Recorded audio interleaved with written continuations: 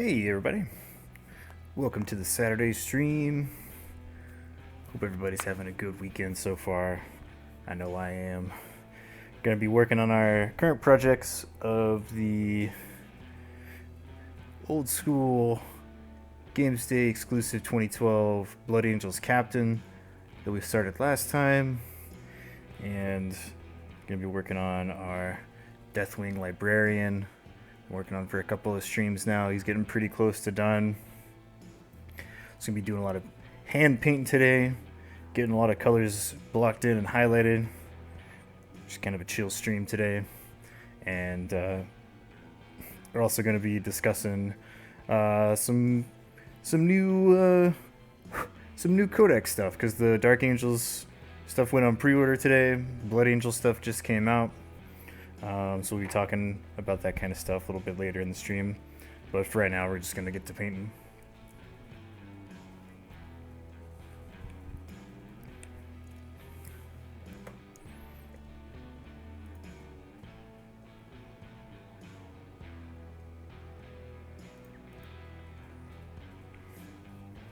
So I think what I want to start off with today is continuing to block in some stuff on our Blood Angels guy. So we need to get that to a nice finish point. Well, not finished, but we got to get all that stuff blocked in.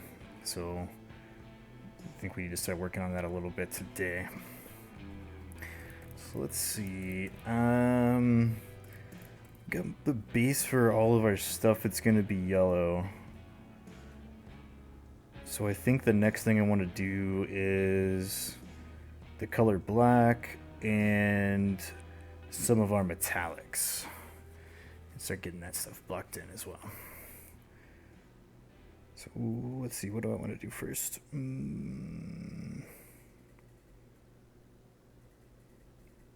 think black.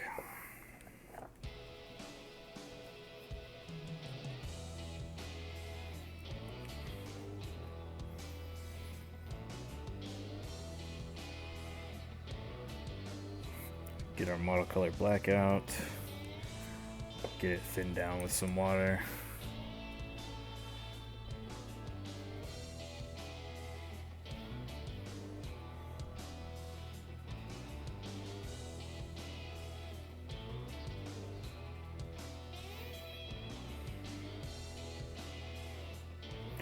Let's get to work.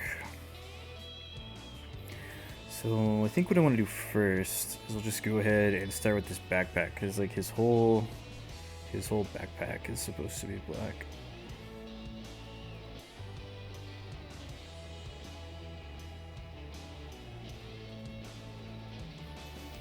So just start blocking all this in.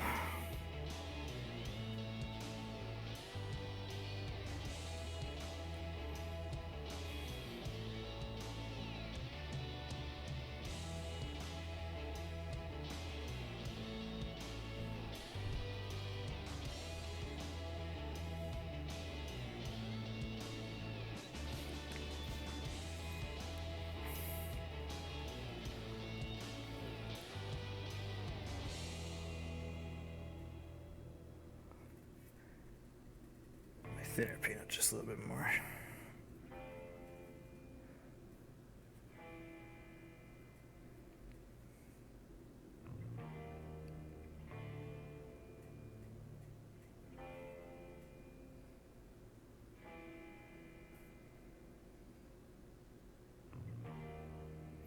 Trying to be careful as I can around some of these spots because I definitely don't want to get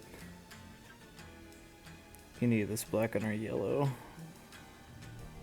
where it's not supposed to go.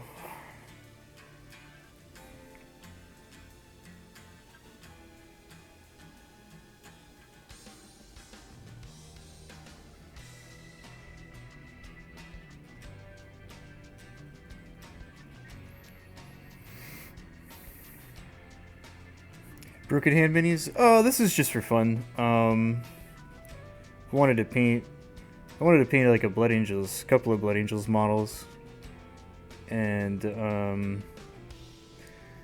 this seemed like a really cool one because I like the old school style that's kind of how I like to paint these days. Is I like to mash up the kind of new hot style of the airbrush stuff, but also like the third edition color schemes. And I thought this was a really good model to do that. So in our last stream on Wednesday, we airbrushed all of the red, started blocking in some colors. So we're still going with the kind of old school paint job, but got that really nice airbrush stuff going on as well. I don't play Blood Angels, so this guy is gonna end up being like a top donator giveaway in the future. And then the other Blood Angels project I'm doing is I'm gonna be doing a custom Mephiston build. So I'm gonna be taking the old Mephiston model, and I'm gonna be doing a kit bash of it with the brand new Primaris Librarian. But I'm still waiting on some stuff to get in the mail. I had to kind of source out a whole bunch of stuff,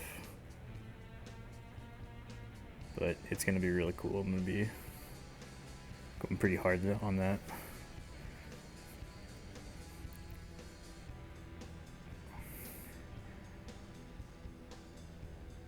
Get this stuff down in there.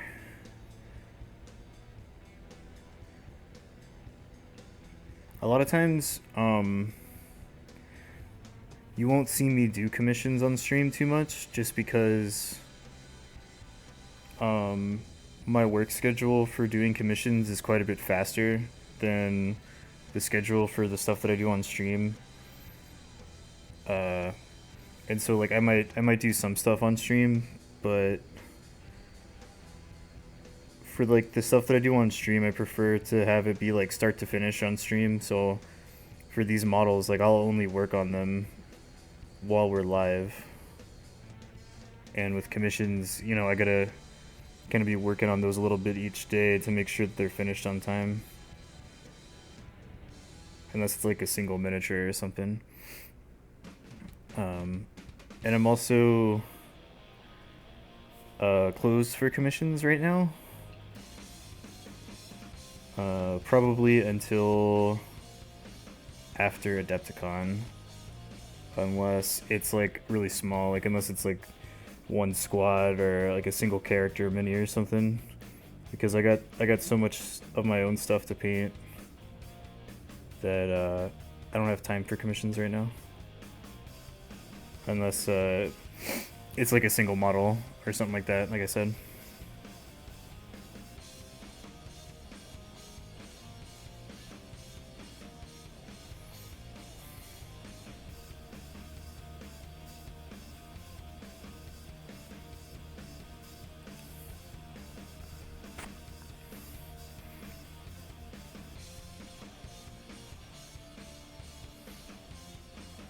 Yeah, Broken Hand. That's one of the things that I really like about the older schemes, is they had so much more character to them. And I mean, like, I understand why the color schemes are the way they are now, where they're a little bit more uniform and easier to do, because it makes it seem less it makes it seem more achievable by like the average person, right? Like getting into the hobby. But I do like really enjoy doing the old school paint jobs just because they have so much character to them.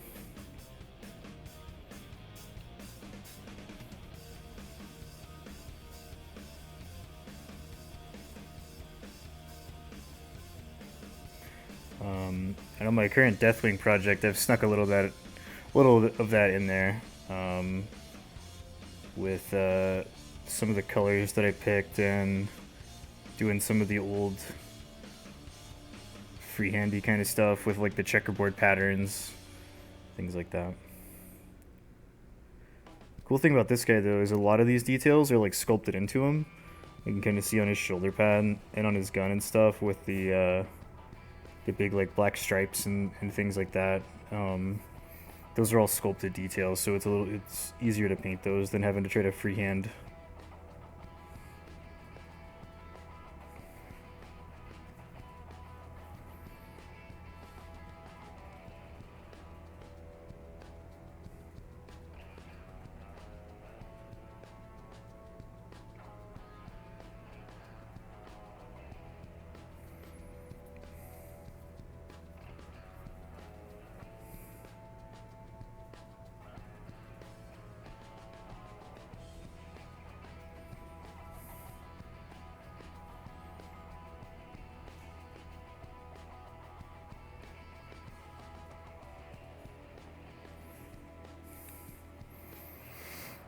Kiwi Pride, what's up? Welcome.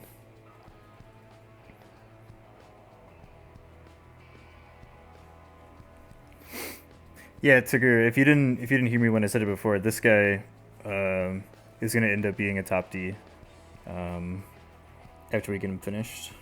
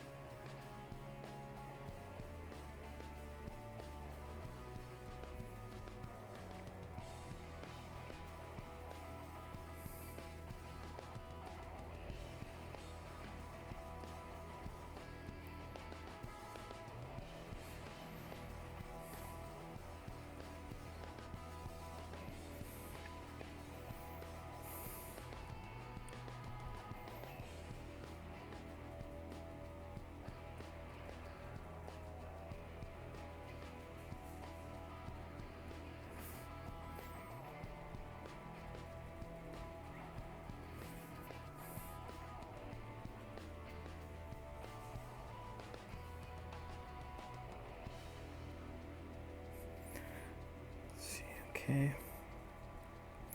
Got his little bit of box art over here so that I can just kind of see where all their color choices are.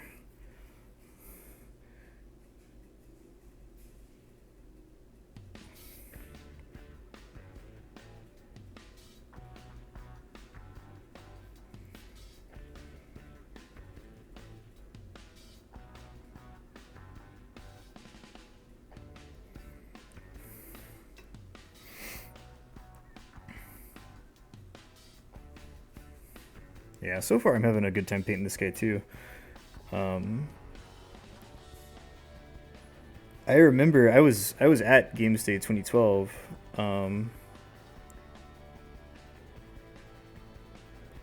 But I don't think I picked up this guy.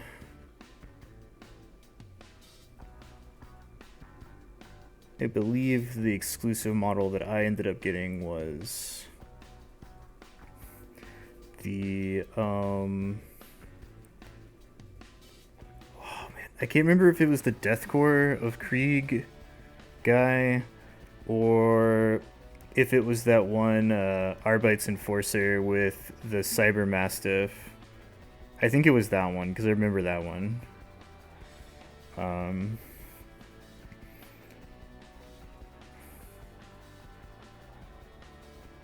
But kind of wish I had gotten this guy back then.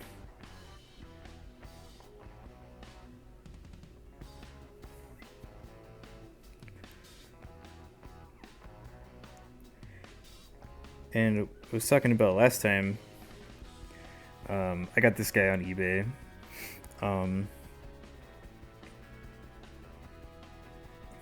And it was a nice surprise because I don't think the person knew what they were selling with this dude. Because it was advertised, like the listing said, like Games Day 2012 exclusive Blood Angels Captain, and then it had like a book in the picture as well, and then it just said "and magazine." And so I was like, oh, it was probably just like a magazine or something that they handed out at Games Day that had like the like schedule and stuff on it. But then I got it and I realized that no, this was not some Games Day magazine. This was a like mint copy of the second edition Codex Imperialis. So I was like, ooh, that is a really nice collector's item.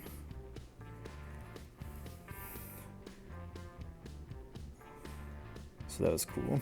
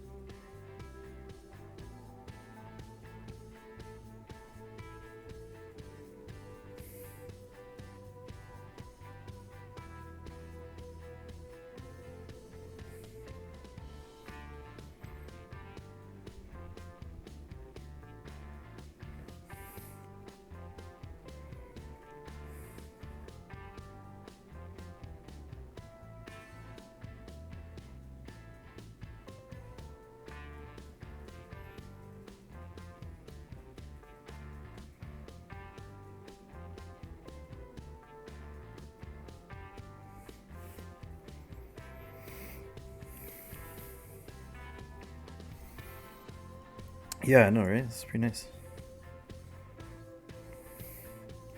Alright, so I think... Oh, let's see, we gotta get like this little thing that's around his neck.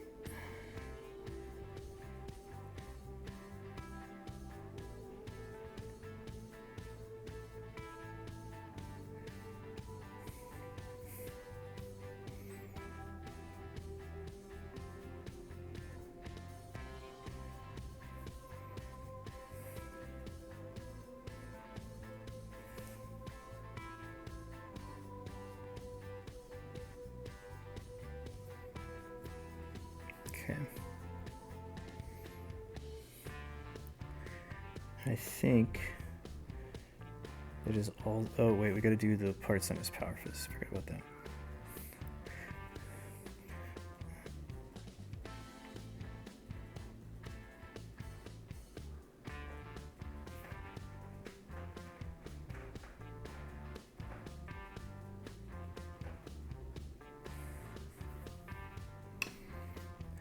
So it shows a lot of this bolter bling being black as well. I don't think this guy has any metallic paint on him in this picture, but we're gonna use some nice metallics on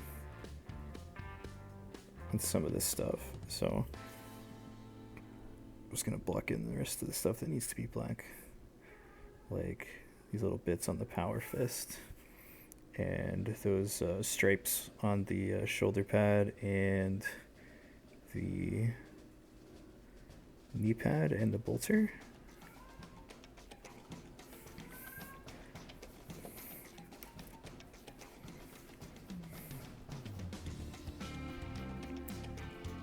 And we'll switch over to some metallics.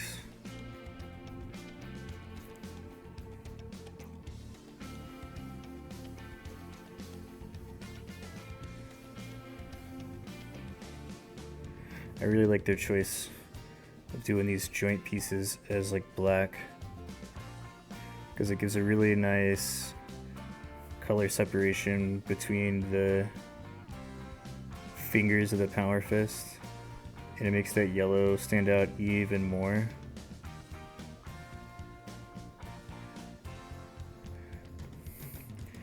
So when we end up highlighting up this yellow to like a really bright yellow, it'll just really pop.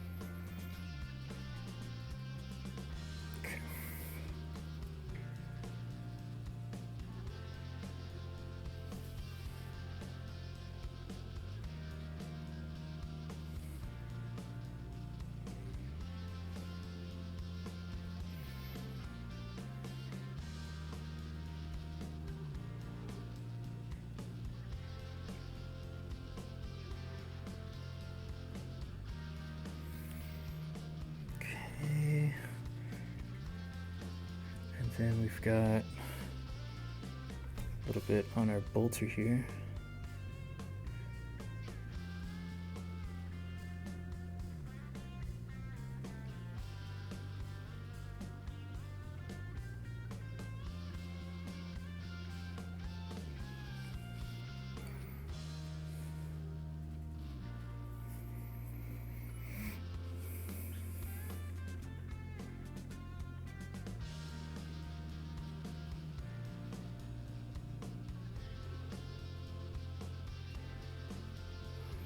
Like that. And this one on the shoulder pad here.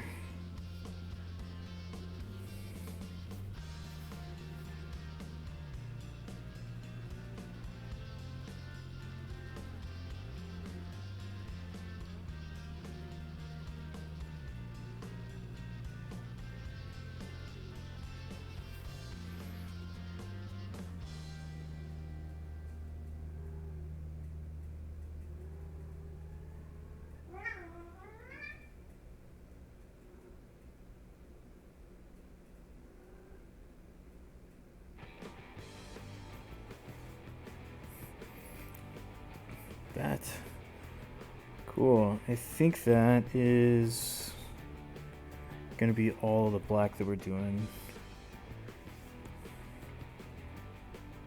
Very nice. Okay. These are already starting to kind of come together a little bit.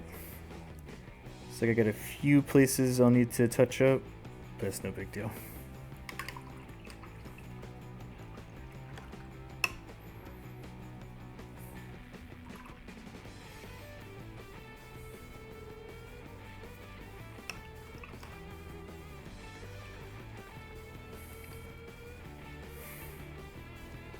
Start doing our metallics next.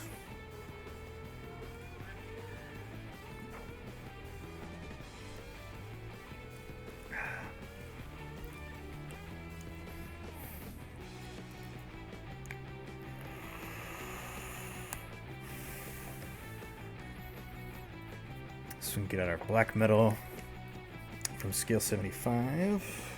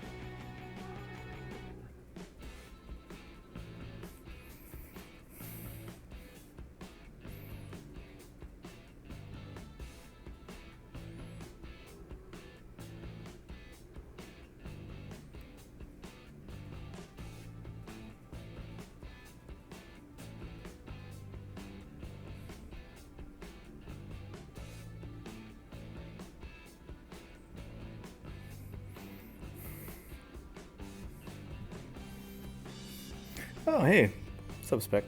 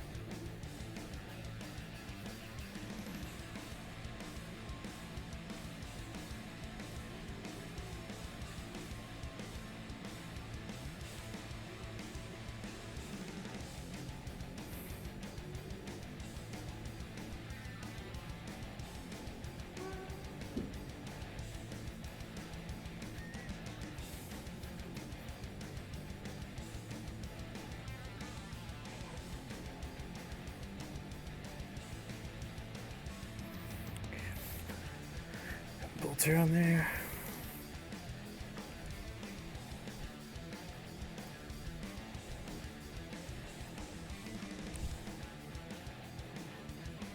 Okay.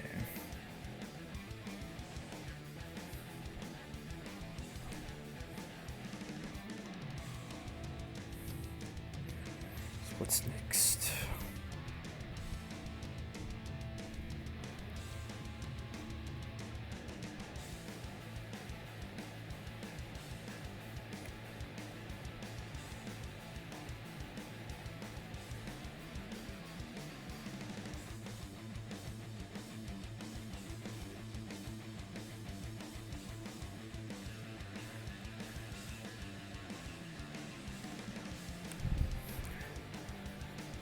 Office UK, what's up, man?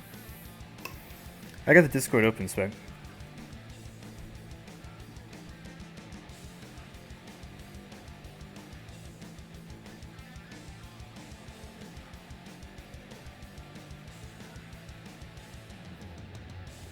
Greetings. What's up, homie? Oh, not much, man. All right, so Dark Angel stuff. Yeah, give me the play-by-play. Okay, so Grim Resolve is actually, after talking with one of the guys at my store, that plays 40k pretty well. I mean, he took 25th at Nova, so I mean that's nothing to really shake at. But Grim Resolve is a lot better than I thought it was. I mean, the leadership thing is kind of It's great when you have End They Shall Know No Fear. It pretty much means that you never lose models ever. And if you ever ended up losing models, you only lose one, which I guess is good. However, one of the Warlord traits, pointless because of that, pretty much means that you never have to take morale checks. Ezekiel has that by default. Jink just got a hella good. It means that bikers, speeders, the Ravenwing aircraft, so like the 2 Dark Angel specific flyers, all of those stuff, when they advance, they get a 4+ invulnerable save against shooting, which is awesome. Yeah, that's pretty good. So you were asking about the Deathwing stratagem. So one of them is the 2 or 3 command point stratagem. It's 2 if the squad is 5, and 3 if the squad is more than 5. So bring 10. And what that does is it lets you shoot the minute you deep strike, and then shoot again during your shooting phase. So you could potentially put a lot of shots off into like conscripts or something if you really wanted to. Yeah. The other one that's Deathwing specific is Fortress of Shields, and that means at the start of your fight phase you spend 1 command point, and all models with storm shields, as long as there's 3 or more in a unit, that unit takes -1 to wound modifiers. So when they strike back against you, until the I'm looking at 1d4 so I don't get a full explanation of what the stratagem is. Your opponent has to take -1 to wound against that unit, which makes them, pretty tough. Yeah. Trying to think of some other things that directly impact Raven or Deathwing. Not all of the stratagems are out, so that doesn't help. But Yeah. a lot of them have been leaked because people have done codex reviews.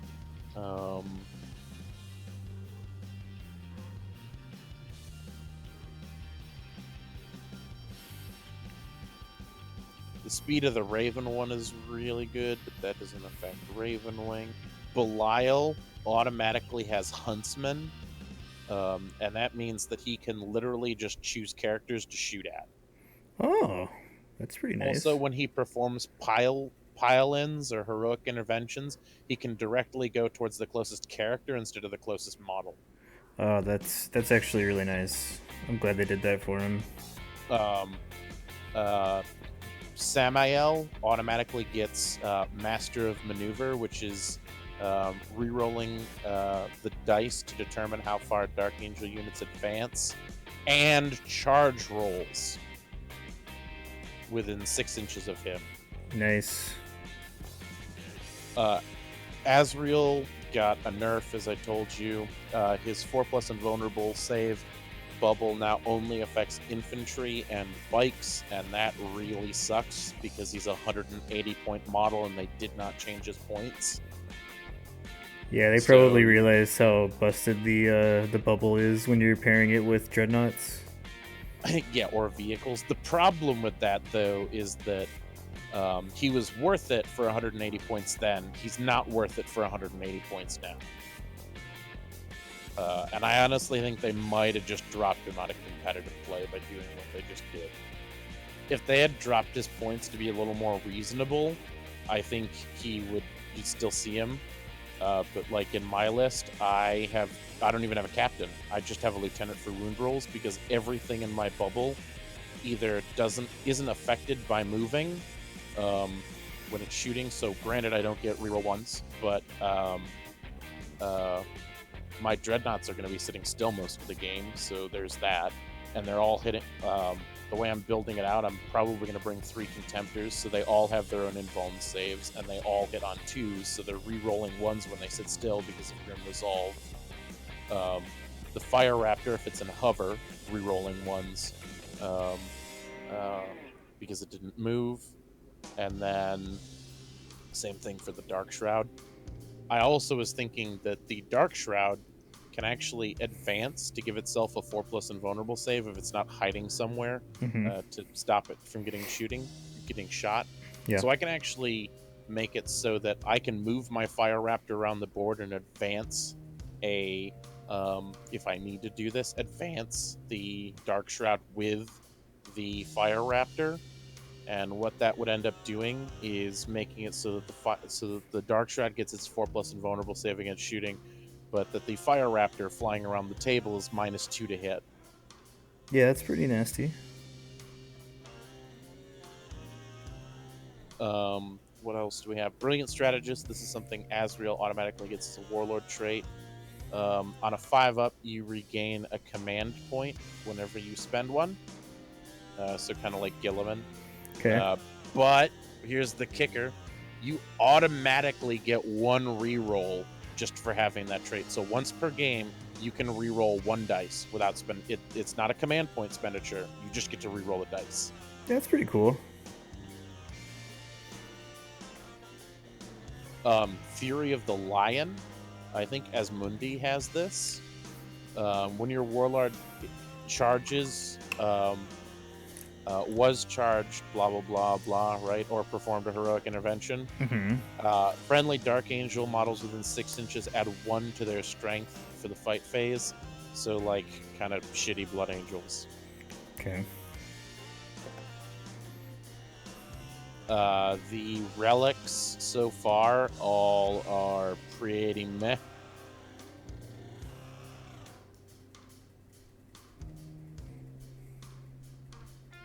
They didn't get the Blood Angel love, like a jump pack that prevents Overwatch, or I don't the standard that gives a 5-up feel no pain.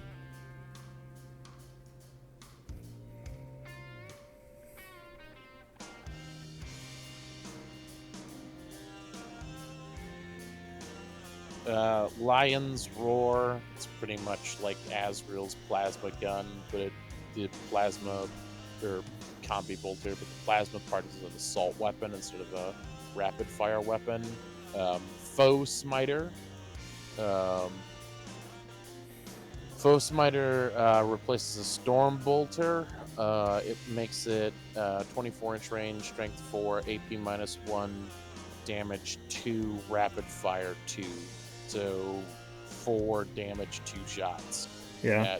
Within 12-inch range. Can characters replace their weapons with relics, or is it only like the generic HQs?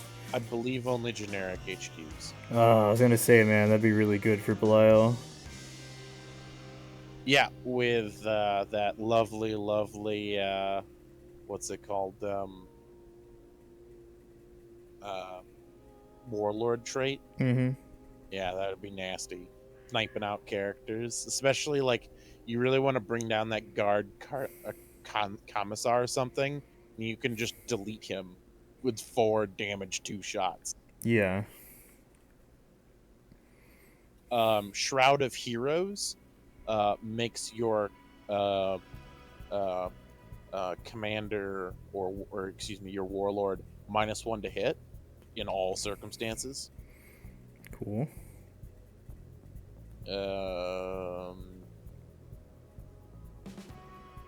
There's 2 melee weapons that are okay, and then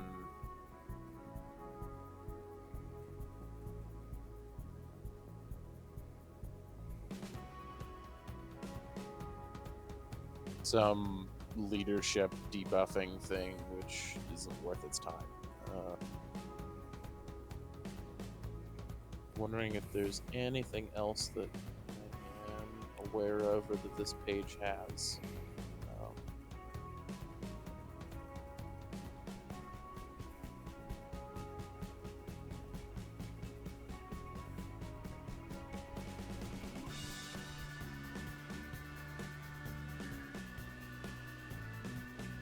Deathwing still automatically pass morale checks.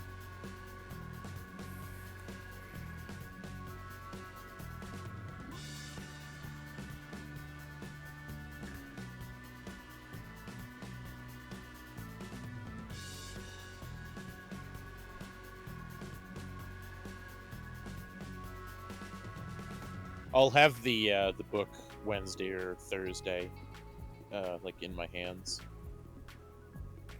Yeah. I was thinking about pre-ordering it earlier, but I was just like, I don't wanna have to wait for it to actually ship on the 16th. I don't like how Games Workshop does that. All of the Dark Angel psychic powers are available now on this page, and they're pretty good. That's good. Since I'm gonna be running the Librarian. Yeah, the Deathwing Librarian.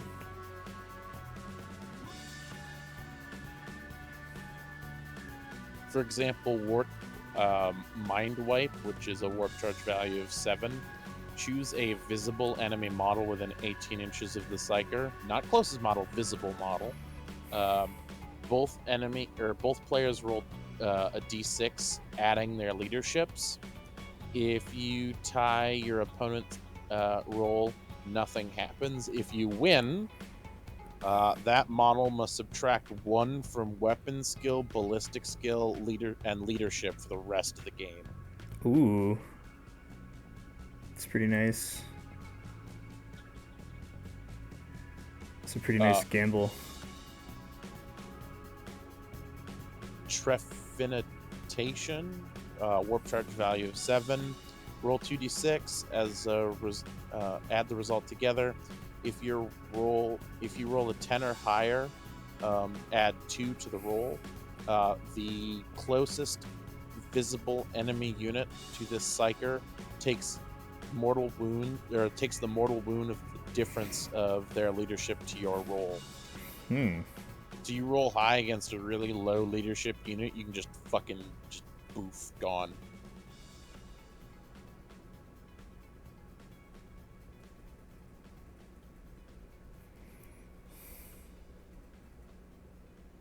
And leadership debuffs do affect that ability. So if they're debuffed by something, they have to add that to their leadership when you're, or subtract rather from their leadership when you do that ability.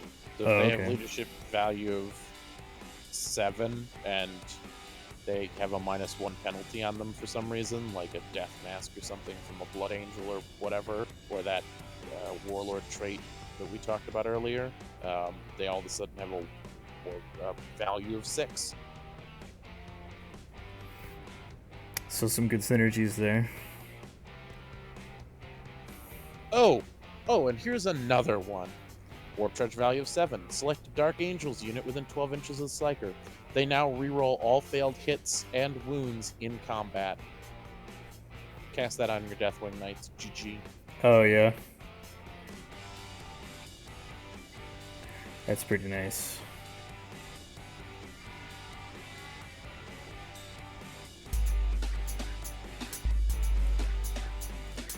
Clarence McDowell, thanks for that follow.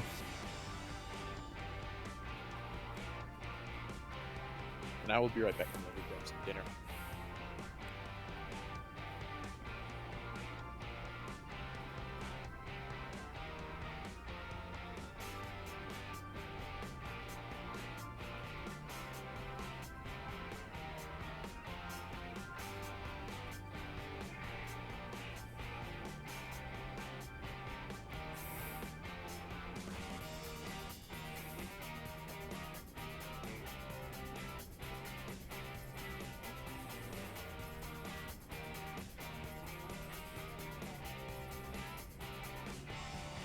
Okay, I think that's all the gold.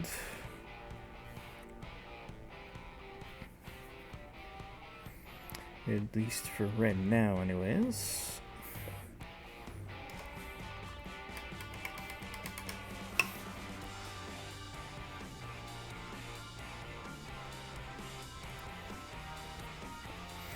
Okay.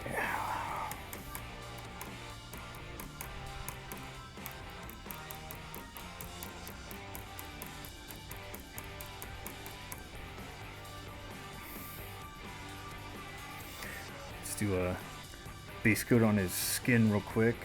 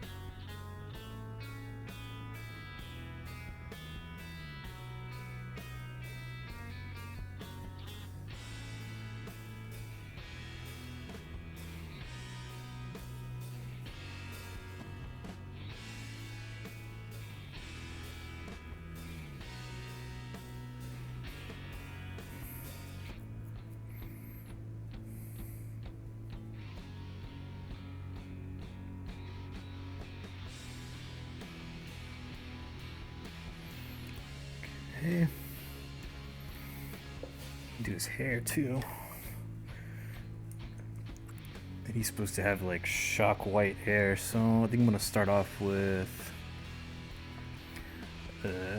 Celestial Gray for the base coat.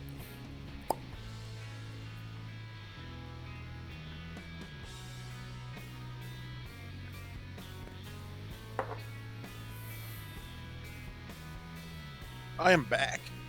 Welcome back. I got a chance to playtest Blood Angels last night. Oh yeah, how'd that go? My captain one-shotted Tigerius and then one-shotted a Predator in one turn. It's pretty nasty. Yeah.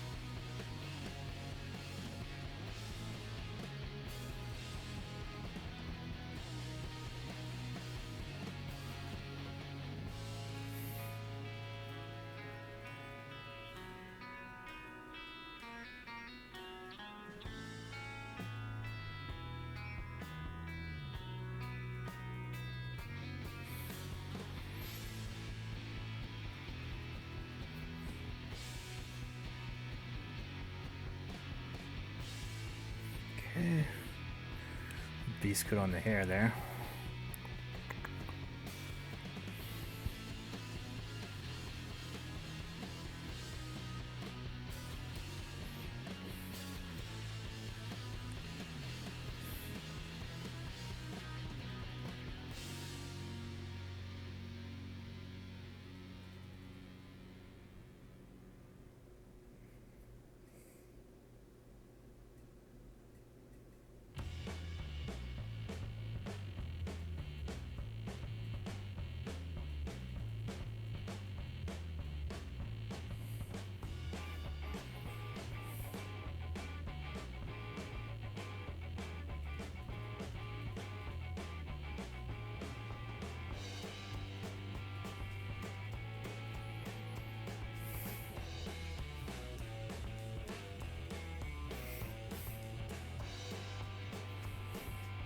Alrighty then.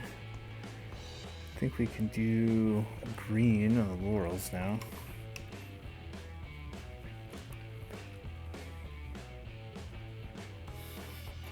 Just get some model color flat green for that. It's a nice base for stuff.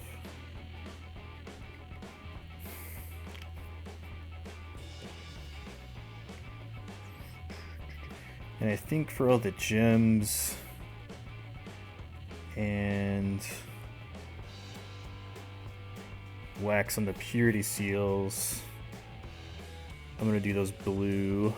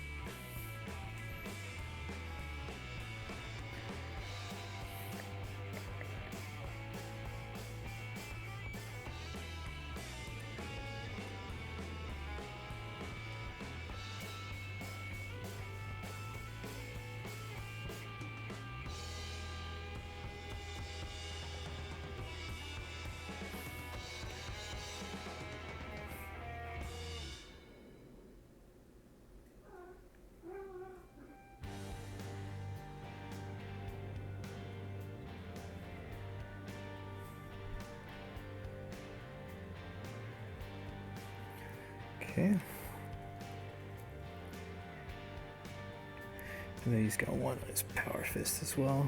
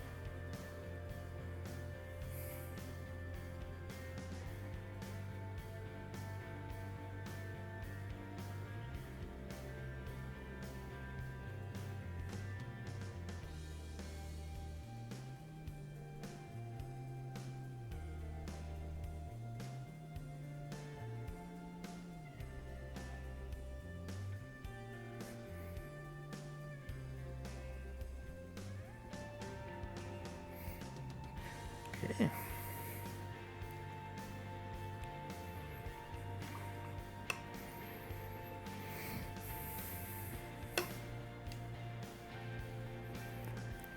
Let's see what to do next. We can go ahead and do all our purity seals, and then after that, I think all we have left to block in is the wax for the seals and the leather for his little holster, and he's got two little pouches on his belt.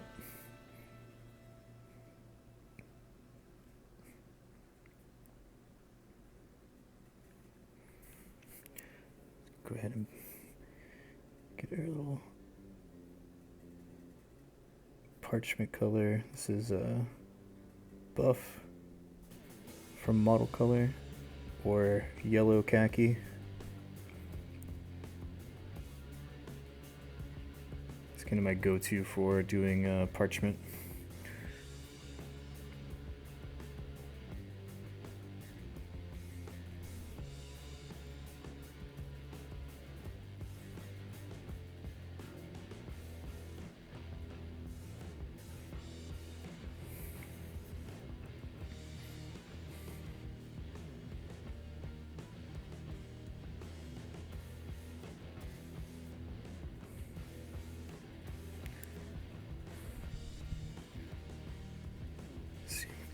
So we were talking about the Dark Angel stuff. Is there anybody else out there who's a Dark Angel player Excited about the Codex. Not so excited. Maybe salty. If you're a Blood Angels player, talk about what you're excited about too.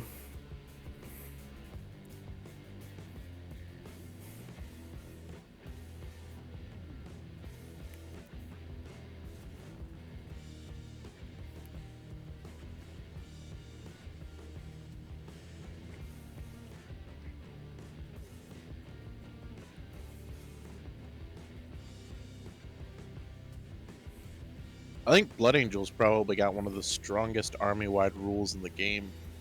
Yeah? Yeah. When you're just like miraculously wounding a whole bunch of stuff you weren't previously wounding on 3s and 2s, makes a pretty big deal.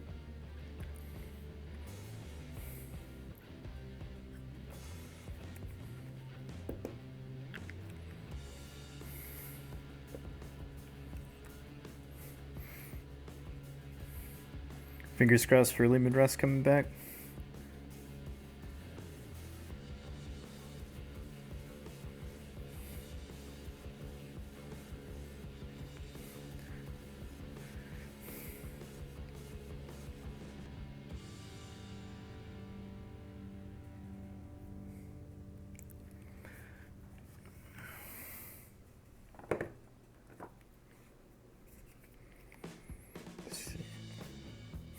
Well, my insider information says that Russ is going to be one of the ones coming back, but he's going to be the last one. So unfortunately, you might have to wait a while.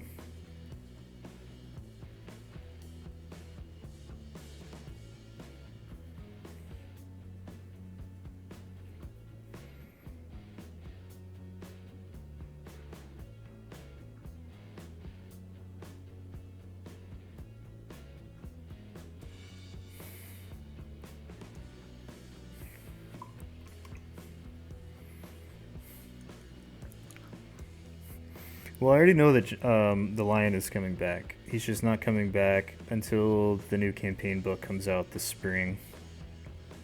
Because he and Fulgrim are ready for production.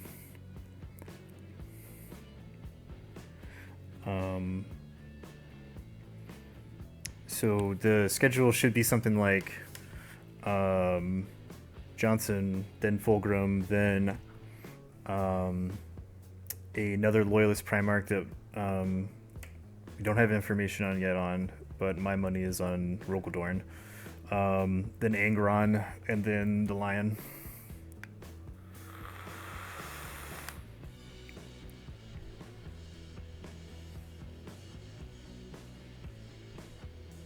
I don't know why everybody has it in their head that the Lion is going to be pissed off at Gulliman. That doesn't really make sense to me. Given that, like, yeah, the Lion didn't want to go with the Codex Astartes, but that doesn't mean that they, like, hated each other. What about Alfarius? He's not coming back. Because he's not a Demon Prince.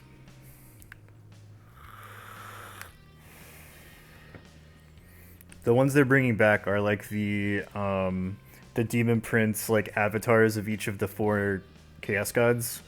So Magnus, Mortarion, Fulgrim, and Angron.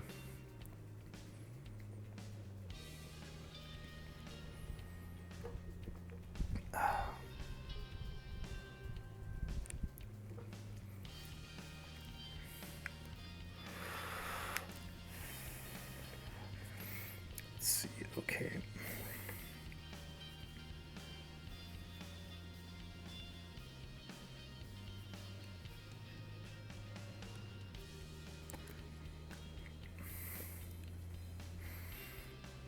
Find our blue.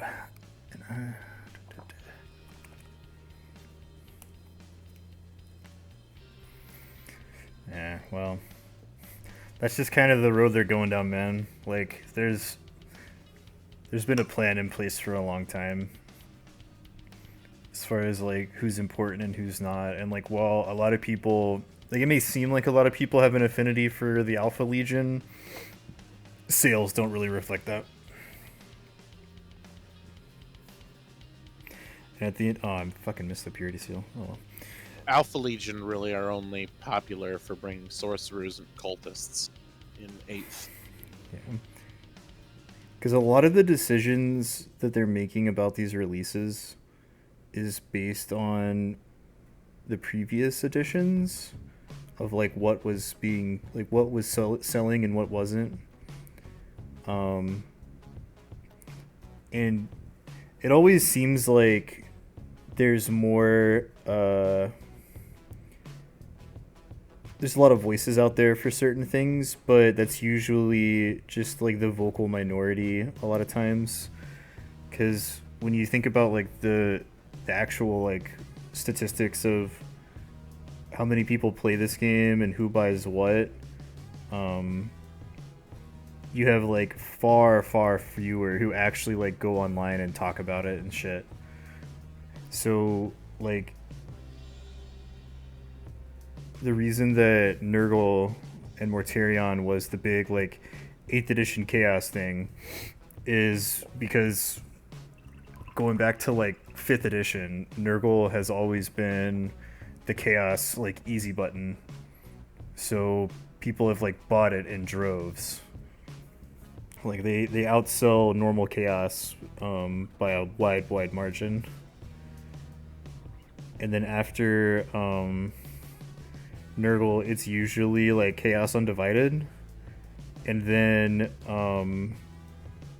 that's probably tied with Sneech only because they got a new line of models in 7th edition, and they've been selling really well, the Thousand Suns.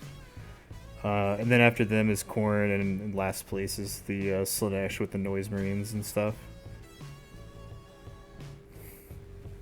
That has a lot to do with the schedule for the releases.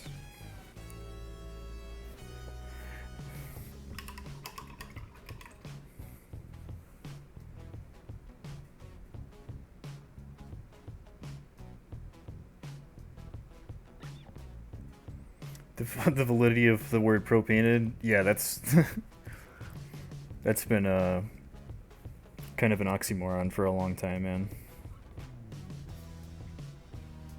So I got that Vallejo Dark Earth texture paint. Mm-hmm. Amazing. Like, we'll never buy GW texture paint again. Yeah, that's what I got here. Stuff is great.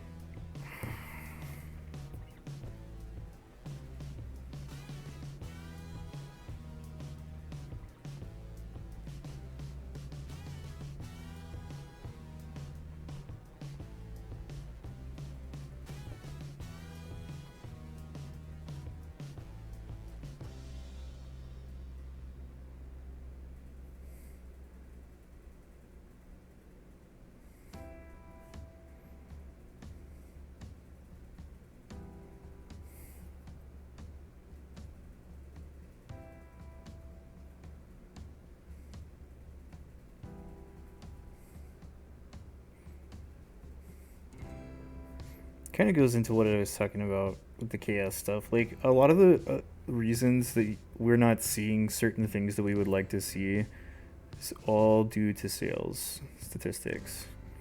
Probably the biggest one is the reason we don't ever see, and you know, in all likelihood probably won't ever see the Plastic Sisters of Battle anytime soon. And it's just based on like when Sisters of Battle originally got released, Games Workshop spent like a fuck ton of money on them. Like brand new faction, brand new models, massive advertising campaign, like huge push, and then like nobody bought them shits. Like nobody bought them. And like now they're kind of picking up steam as kind of like a niche army, because it's like you can be that person that has like a full army of the Sisters of Battle because they're hard to find, and you know they're kind of expensive and they're older models, so it's kind of like a hobbying like, hey man, like look how cool I am with this like Sisters of Battle army that nobody else has, you know. But like the truth of it is, when they came out, like nobody bought them.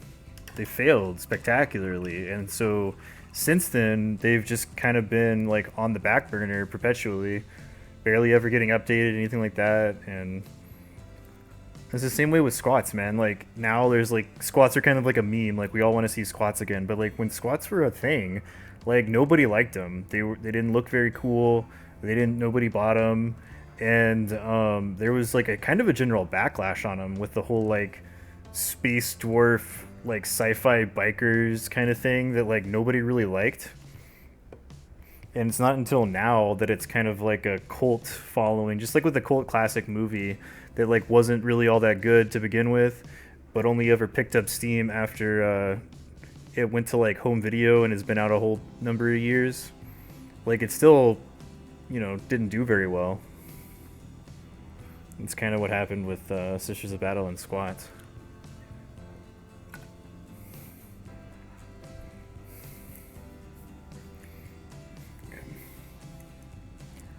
I just realized there's like a metal like end cap on this holster, so I'm gonna get that real quick. And then give this guy a once over and make sure I got everything blocked in.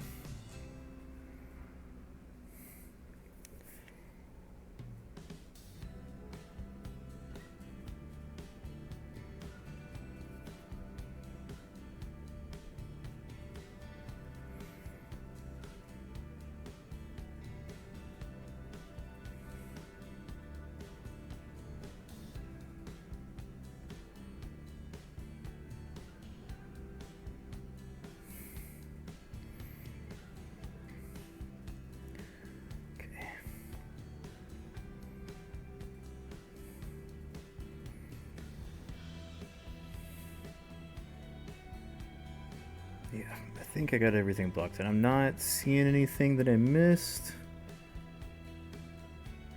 There is a couple of places that I do need to do some touch up, but that can wait until after we put a wash on him.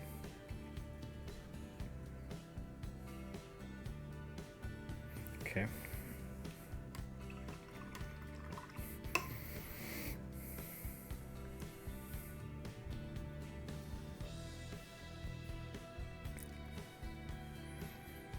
Make sure our brush is nice and rinsed out.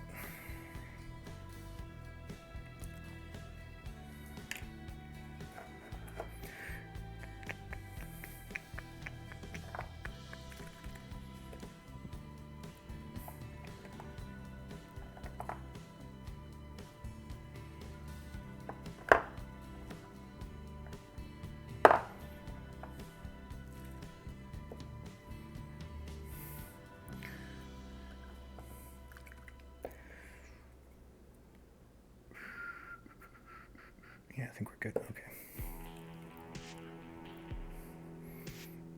Yeah.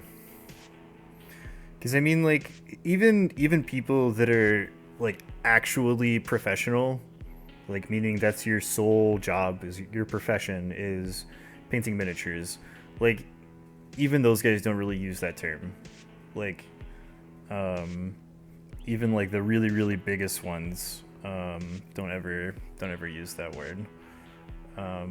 Like I don't think I'm a pro, but I'm definitely like above average, but that doesn't make me like a pro, quote unquote.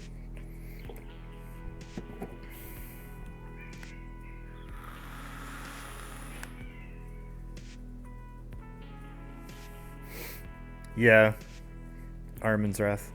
And a lot of that was because they just didn't do very well. Like, they scaled back production like big time after they flopped. Start doing some shading. Just gonna start off on his face. Some of the Strici Violet.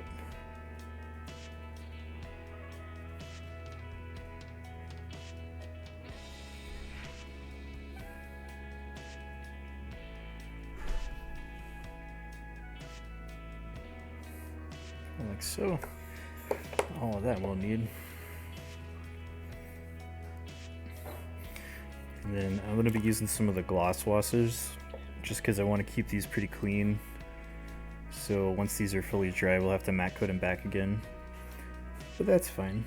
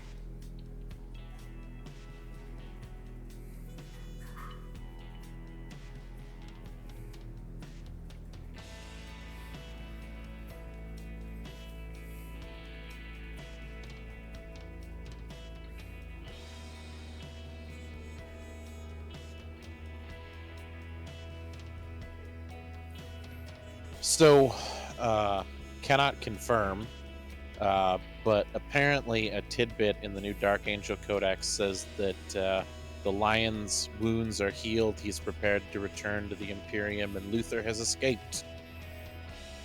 Ooh. Just gonna get interesting. That's true. Yeah. Maybe the lion will get what Azrael used to have. Get a invulnerable bubble instead of Gilliman's reroll bubble. It'd be interesting to see.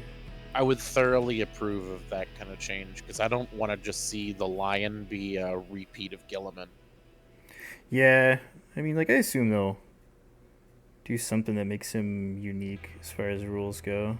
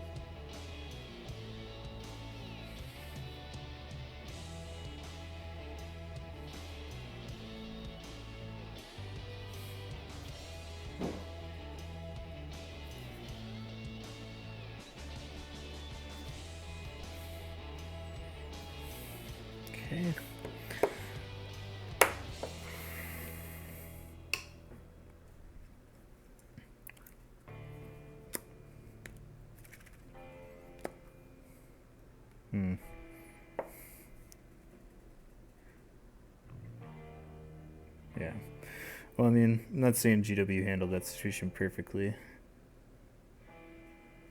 Say like the entire Sisters release was a giant debacle.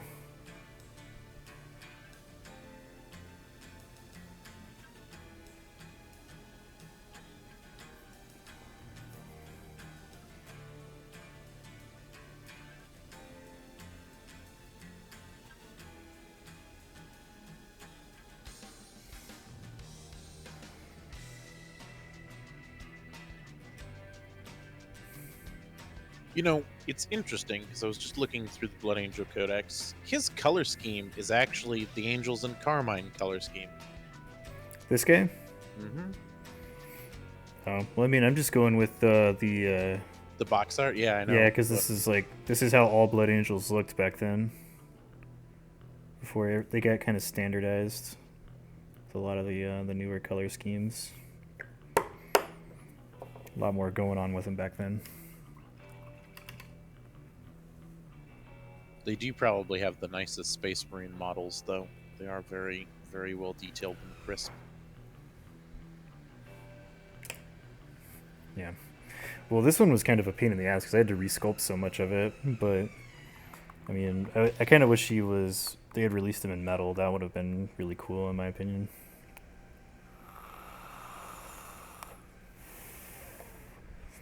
Finecast was definitely not their greatest hour.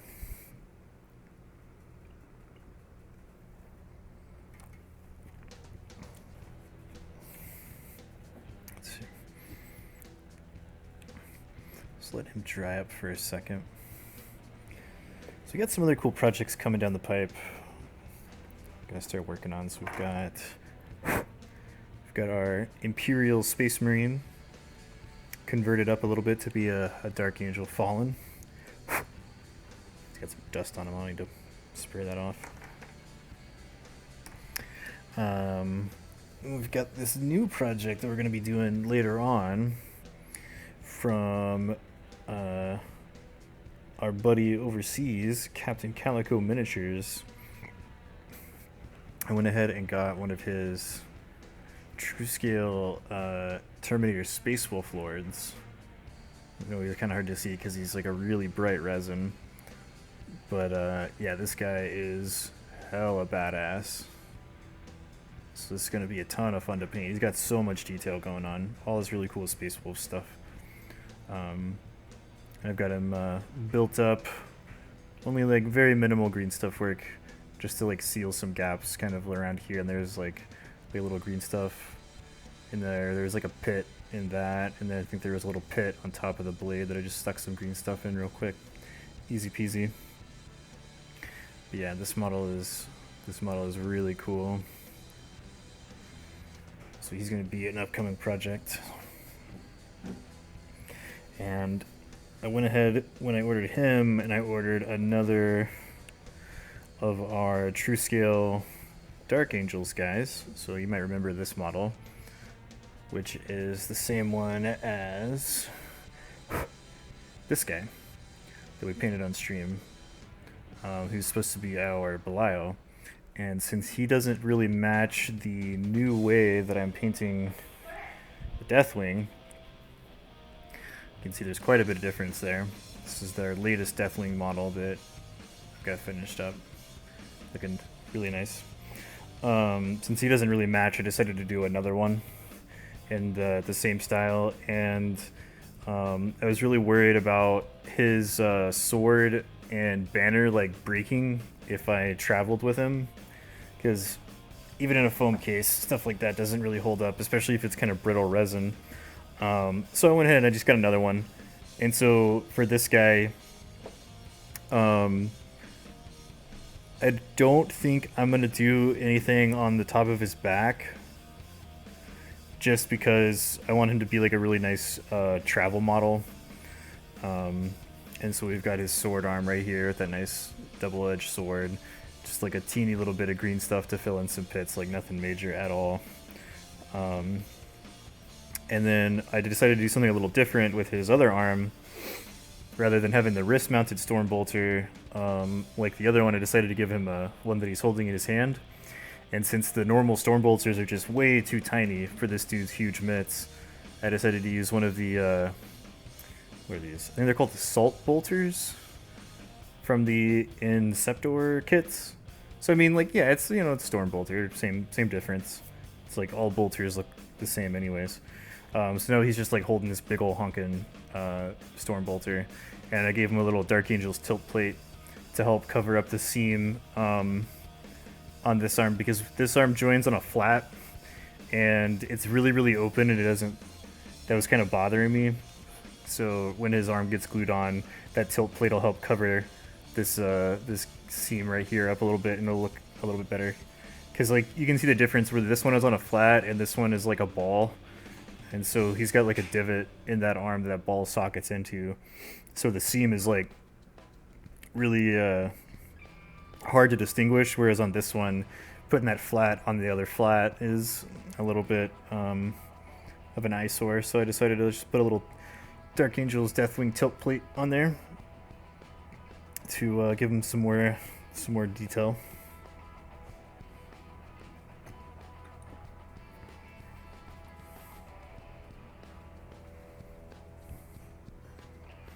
Ooh, thanks for that, host Reiner. And I got some new bases for the Deathwing. I had to get some more lion bases. So I got another box of these, and I think these are of the newer style than the older ones. These are the new casts, so they're a different sculpt, 2 different sculpts.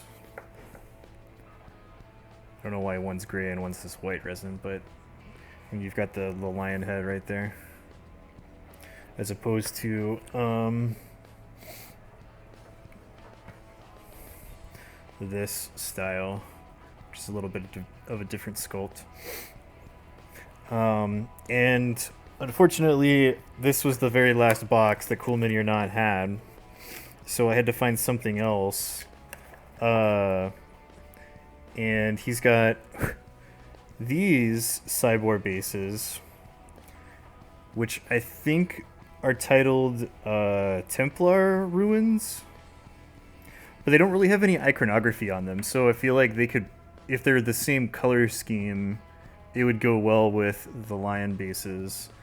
And these are going to be, this is going to be the base for the new Belial, and I have its the second one here, and this is going to be the base for our Deathwing Librarian. So these will be the 2 hero bases. pt3, thanks for that follow. Appreciate you. So I got these 2. That kind of works too. I was thinking about how this kind of even works with the lore, where the inner circle has that one room in the rock, or I guess now the ship, where the tile is all in concentric rings to represent the inner circles spiraling towards the center.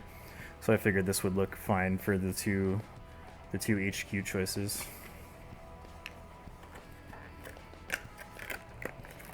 So just as a thing, because I stepped away from my computer, but I could still see the screen. That bolter thingamabob from the Interceptors would look awesome as the Relic Storm Bolter if you took the model as just a captain. Yeah. Might be doing that. We'll see.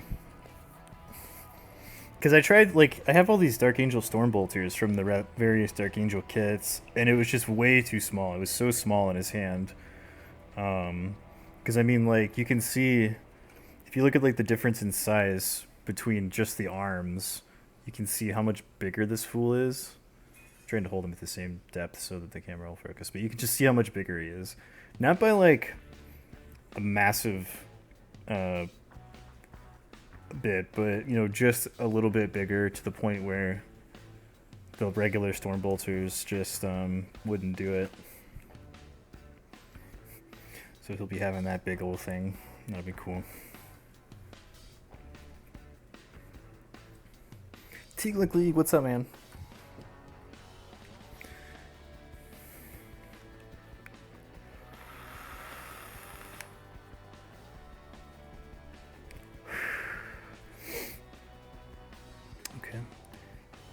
think he's just about dry, so we'll have to give him a nice matte coat. And then while that's setting up, we can do some work on this dude, because I do want to try to get some airbrushing done on his little like keepy thing. These little like these big things of cloth coming out. I do want to try to airbrush some of these.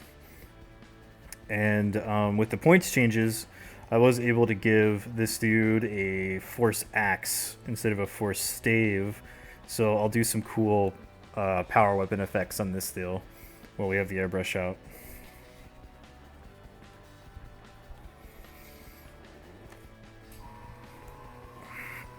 So, go ahead and get the airbrush set up.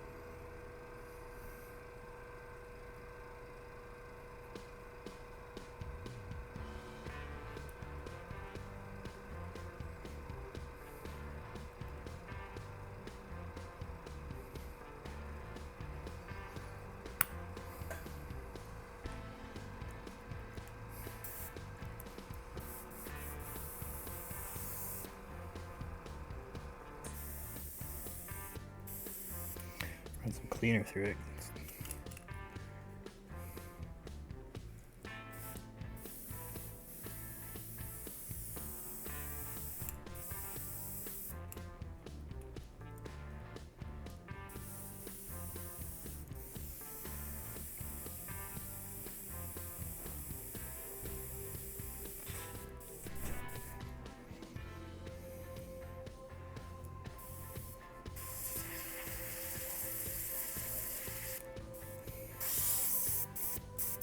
Okay.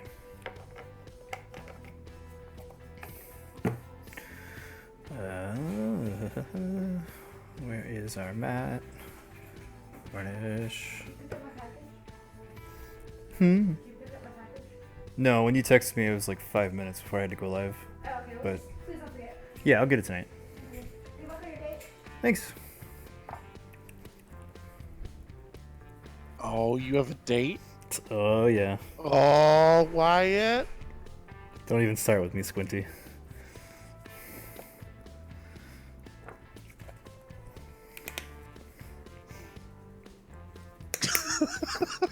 Let's see.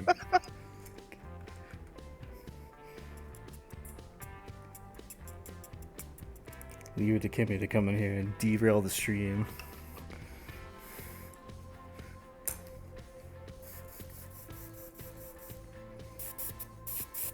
Alright. Just give it some air to see if anything's moving around. This stuff dries shiny, so I'll make sure. Alright, cool. Let's give him a nice matte coat.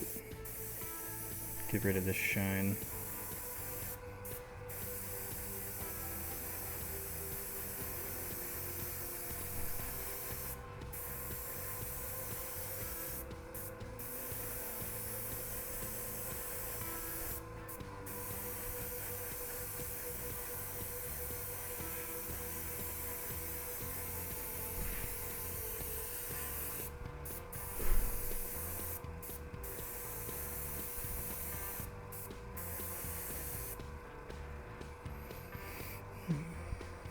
I think that's good. I don't see it. I don't see it reflected anywhere.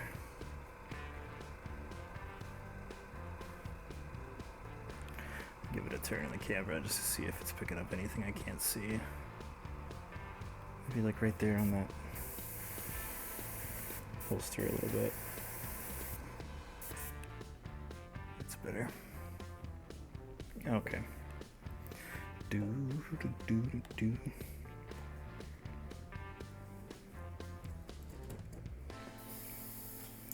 clean all this junk out of here.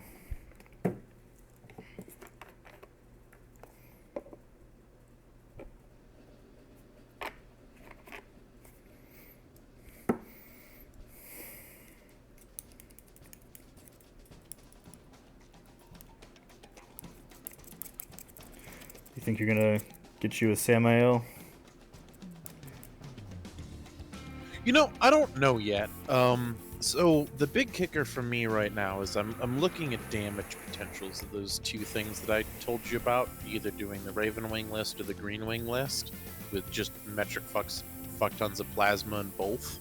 Mm-hmm. I want to play with those point values, but I want to wait until we get the codex out to see how much Black Knights cost, because they did say that Raven Wing units are dropping in cost, so if Black Knights are going down, I'll probably consider it. If Yeah. they're staying at 50 points a model, then probably not. Yeah. We'll have to see how much they go down, because they are expensive.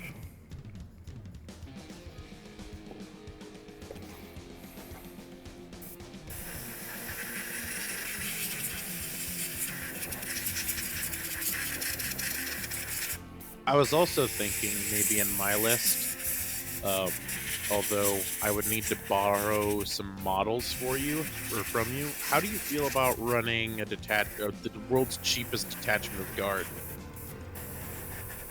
I mean, other than it kind of breaking the whole theme, I'm not opposed to it.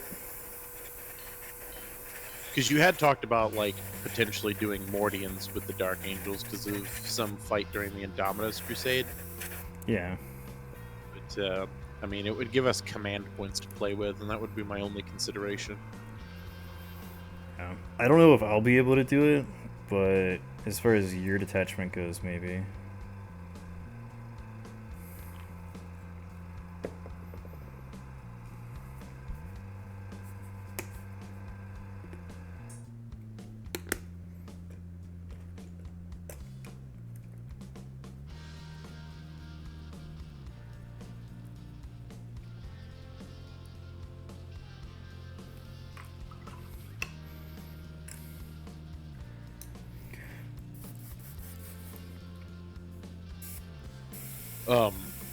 I also might be able to bring a bunch of Contemptor Dreadnoughts with the Lieutenant.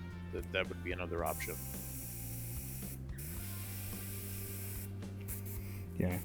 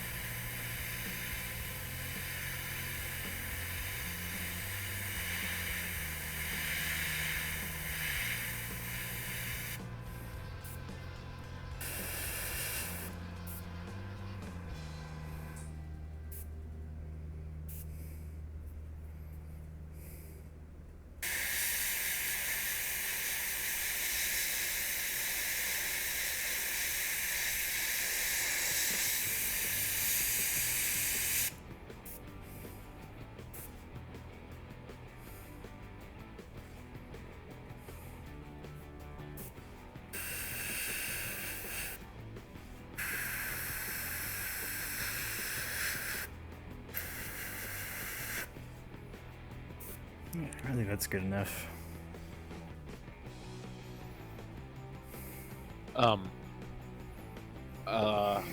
I think I might have something that's terrifying. Oh yeah.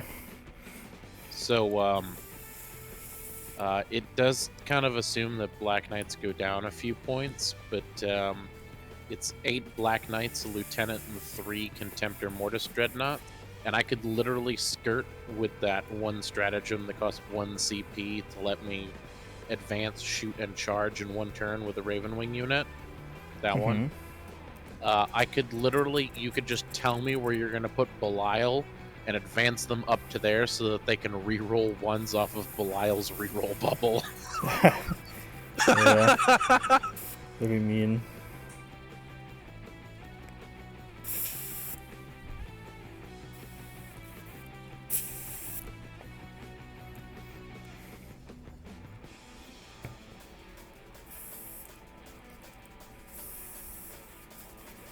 Alright.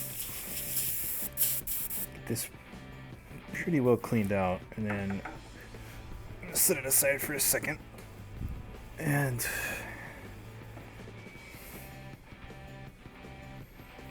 let's get it on model color black. And we'll paint a base on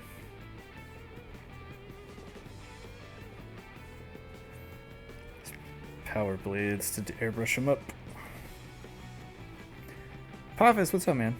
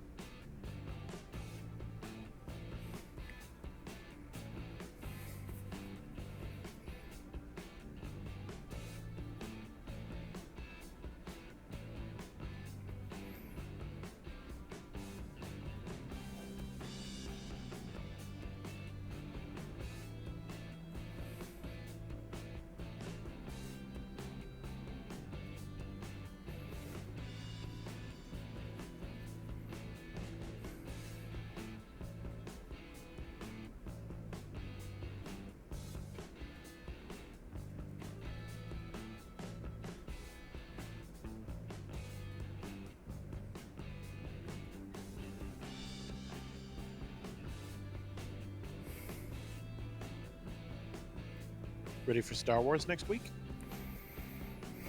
Kind of. I'm not like super hype about going to see it as soon as it comes out, just because I'm not the biggest fan of like going to a movie on opening night unless I know it's not going to be like, you know, packed with people.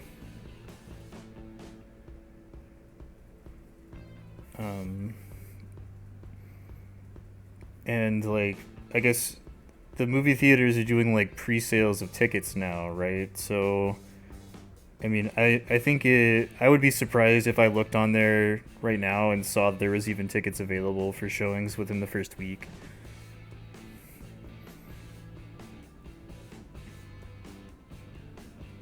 I guess I have the advantage that I don't live in a major metropolitan area.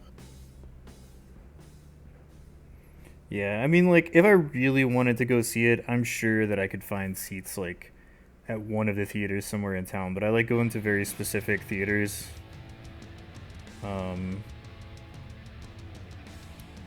Especially the one that has, like, the recliners and booze and food and all that kind of stuff. Makes sense. And those sell out pretty quickly. I don't think we have one around here, sadly.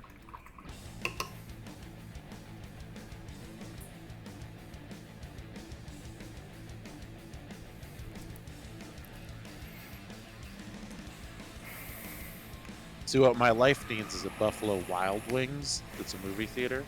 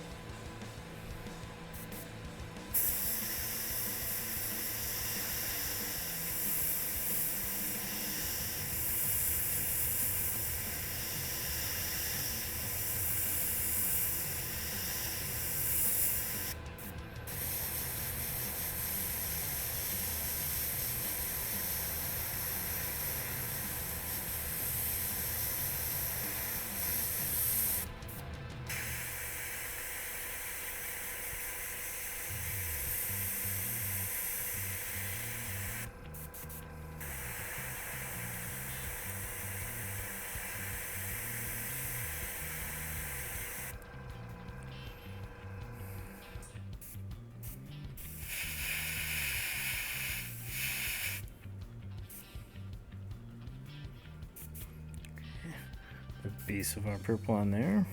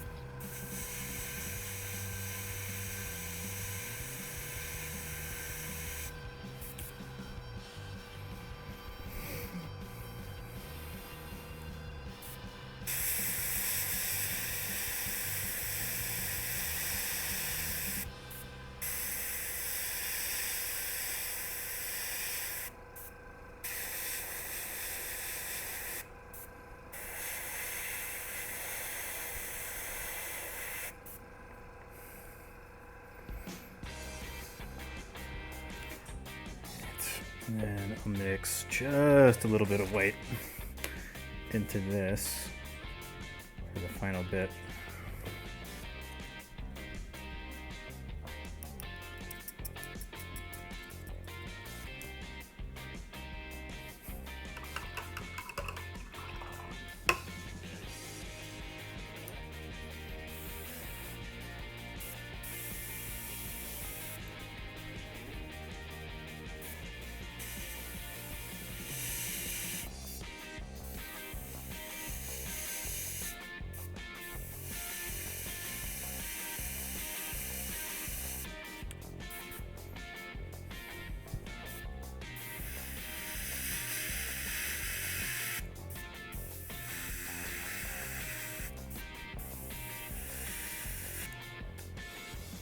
Like so.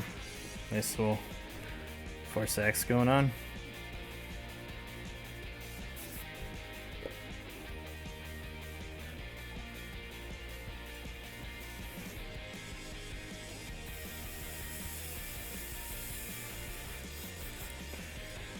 Let's see, kind of thinking about what else do here.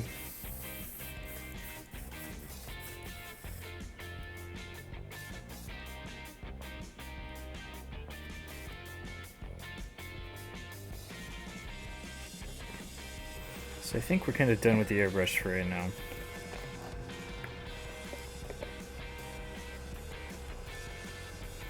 So I guess we can start doing some highlights on him.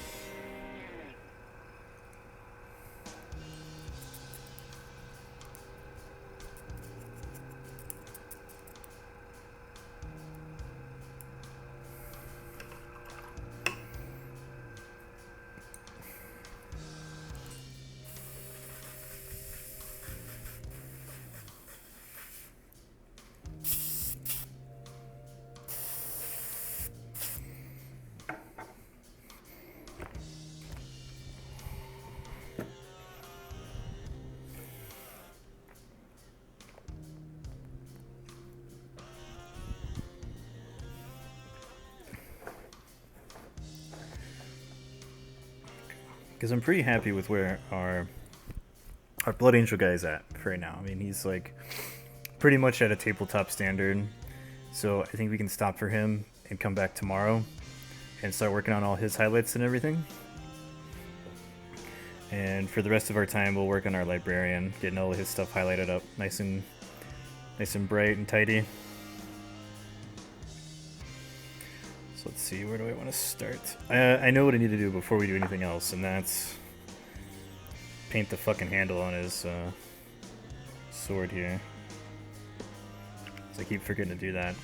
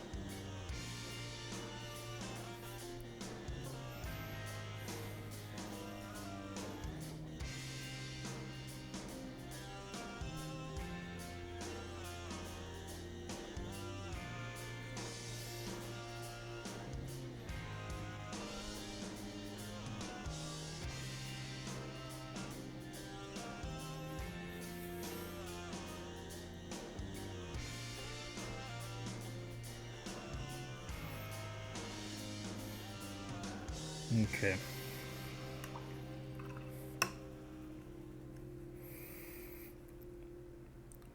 I guess we'll start with the small stuff and work our way up. So, go with the browns.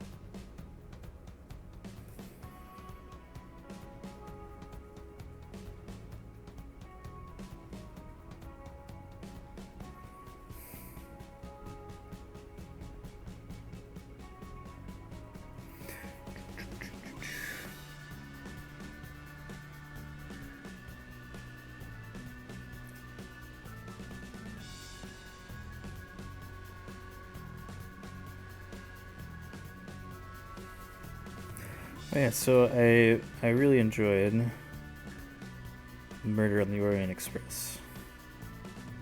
That was a pretty darn good movie.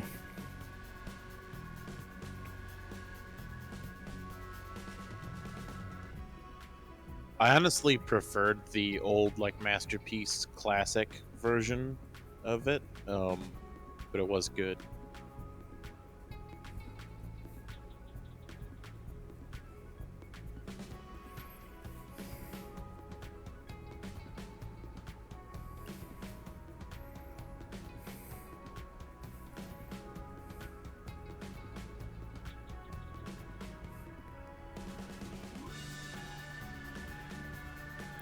I'm glad that I didn't remember the ending to the mystery until like actually close to the end of the movie.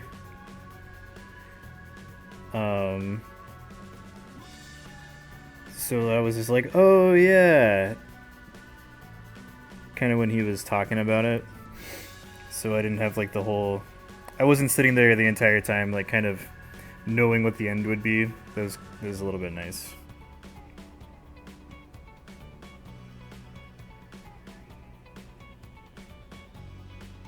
It's definitely one of those films I kind of want to watch a number of times because I was picking up that like so many tiny little hints were hidden everywhere. That's like, honestly what I didn't like about it. oh really? Yeah. Why? The old school Masterpiece classic one just like drops that shit on your lap. What the actual thing is, so it's way more shocking, if that makes sense. Yeah, I suppose, but I mean like I don't think it was more the stuff that he was picking up on, like little things that he was noticing that like if you were especially eagle-eyed you may have picked up on too, like because a lot of mystery movies do that, where like you may only notice stuff like a second or third time viewing it. That's kind of what I was talking about.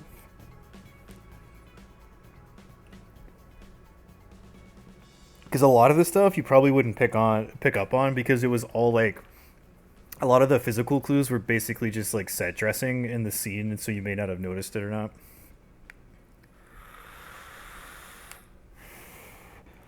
But I still think it was a good flick. Definitely worth going to see. Oh, without doubt.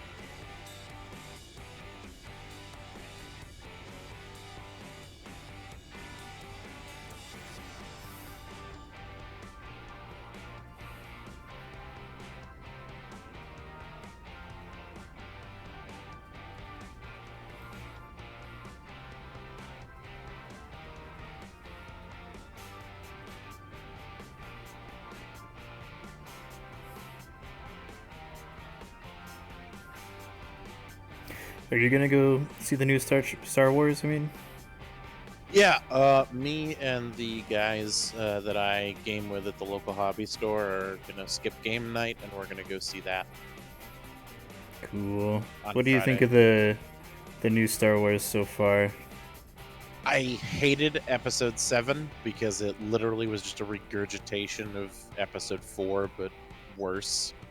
Because the new super weapon was Just a bigger so Death much Star. more ridiculous than the Death Star. Yeah. And the fact that there was a super weapon to begin with was ridiculous.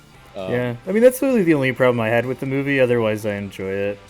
Uh, The only reason it really stuck out to me was because there's that scene right where he's like, they're like talking about the Star Killer planet, and one of the fucking rebel guys is even like, so it's the Death Star, and he's like, no, this is the Death Star, and this is the Star Killer base, and it's just like a fucking, it's like the Death Star, but just a planet. And I'm just like, so not only did they call attention to it, they like answered the question in the dumbest way possible.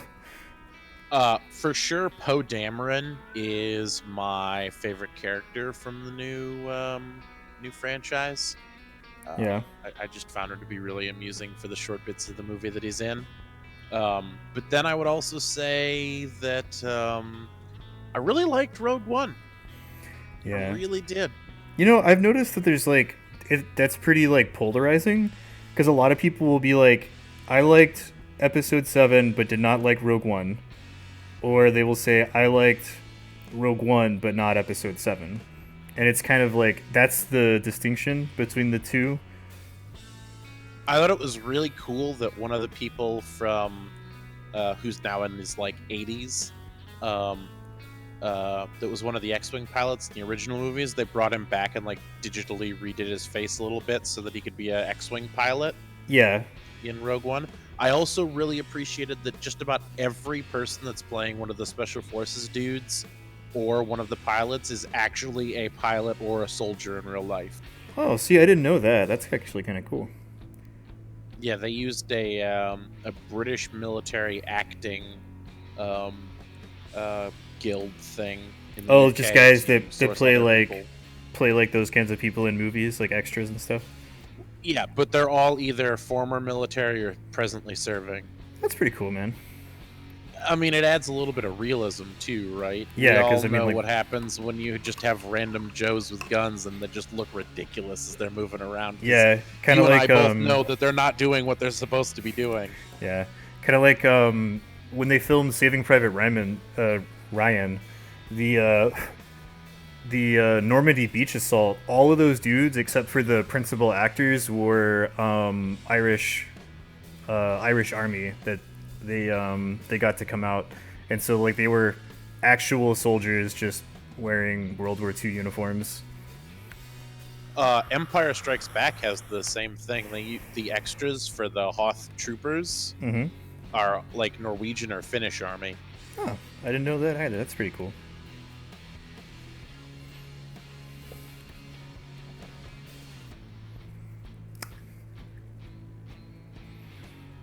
Or Waterloo with 15,000 Red Army soldiers.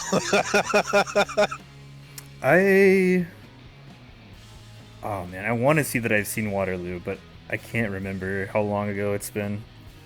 I remember is very the little most- about that movie. It's very old, and the acting is sometimes a little campy. But in terms of battle scenes, there is no movie that covers the Napoleonic era more closely, and I don't think there's any movie that covers a battle scene in such scale with real people. I mean, they literally had 15,000 soldiers as extras Yeah. to be the French and the British and the Prussians. Probably in the modern age, Saving Private Ryan is probably the biggest one. Maybe a couple of the battles in Lord of the Rings. Most of those are just duplicated people over and over. Yeah, I think the It's a most lot they of had was CGI. for the Return of the King when the Rohan cavalry charged. They actually had like, I think a couple of hundred dudes on horses, and they did dupe a lot of them in post, but that was a pretty sizable amount of extras for that. The Ride of the Rohirrim is such a fantastic scene.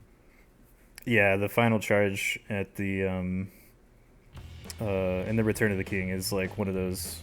I think the Return of the King is like easily the best of any of those movies. That's the one that I truly enjoy watching over and over again.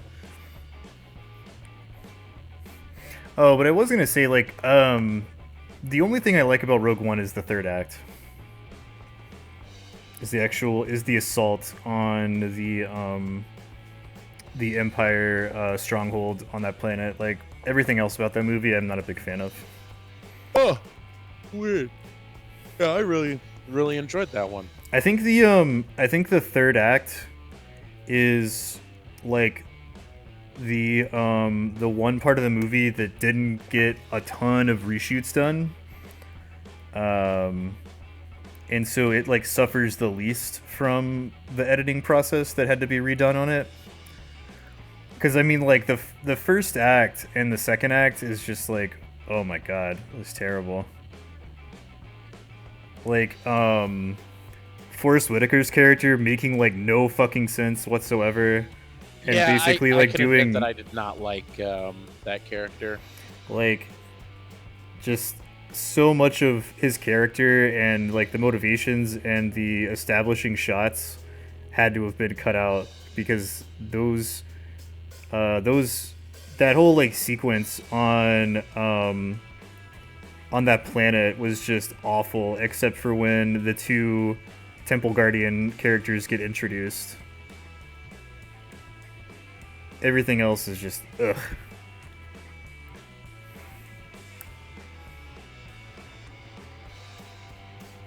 I also like I think the movie would have worked so much better if they hadn't tried to make the plot of stealing the Death Star plans like so personal. Like I don't I like cuz here's my thing, right? Like anybody who's like seen fucking Star Wars knows that none of those characters are going to make it out of there. Right? Like the guys on the fucking rebel ship that they got the plans to, they radioed them to or beamed them to or whatever, those fuckers like barely made it out of there after Vader like got a hold of them, right? I almost feel like the because you remember in episode 6 where they're like many Bothans died to get us this. I feel like a Bothan movie would have been way cooler. Yeah, that's what I'm talking about. Like plans. same exact movie, except replace the entire like shit Jyn Erso plotline with just like a fucking like ragtag group of fucking like Black Ops rebel dudes called Rogue One. Like that's their whole deal. Is they're like the Rebel Alliance's like Black Ops cell. And I mean, like you can have pretty fleshed out characters in the short amount of time that we're gonna be with them doing that. Like you don't have to set up like the entire backstory of like the dude who designed the fucking Death Star and Jyn Erso and her daddy issues and like all of this shit that like nobody cares about, because in the end it's like all of that was pointless. Like you didn't need any of that to make the connection of how they found out that it has a weak spot. I mean, they could have kept the same fucking dude who lost his wife or whatever and just have him like on the sly like tell the Rebel Alliance that there's a weak spot and how to get it, and then they have to go do the rest. Like there's no need to have that character as a go-between for that, right? Or fuck, like make it even more like emotional.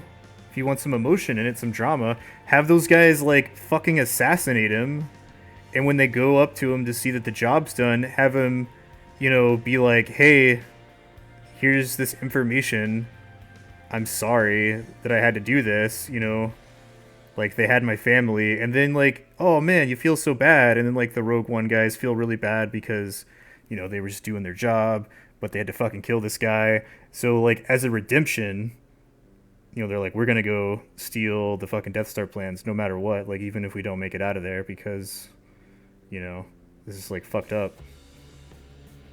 Such a better movie that way.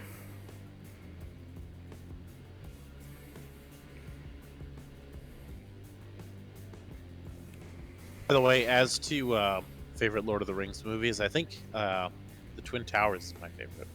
Really? Yeah.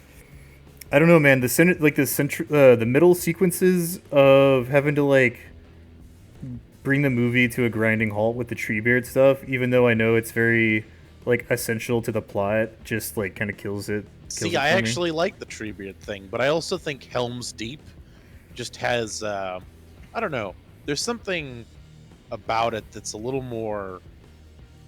I don't know. It's better than Minas Tirith, and I can't tell you why. The battle scene is less epic, blah blah blah blah blah, but there's just something so much more forlorn about Helm's Deep in comparison to Minas I know, Tirith. yeah. It's like it's the Battle of the Alamo. It speaks to people, and I mean that's the only part of that movie that I do like. And when they keep having to like cut back to like Frodo and Sam and everything, I always get kind of like I fast forward through Sam and Frodo scenes. I know, right? Like, I know a lot of people are like all about like fucking Gollum and how what's his name did like such a good job and all this stuff, but I cannot fucking stand that character. Like, he is so annoying to me that like whenever he's on screen, like I hate his voice, I hate the way he looks, I hate the entire like Gollum like personality thing. I just find it like incredibly fucking annoying, and it ruins the movie for me. Like I hate every scene that he's in.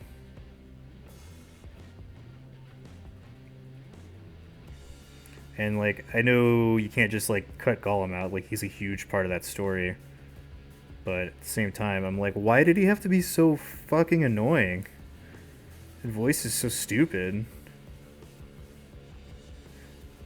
Like I almost feel like what happened. I wish I could remember the actor's name.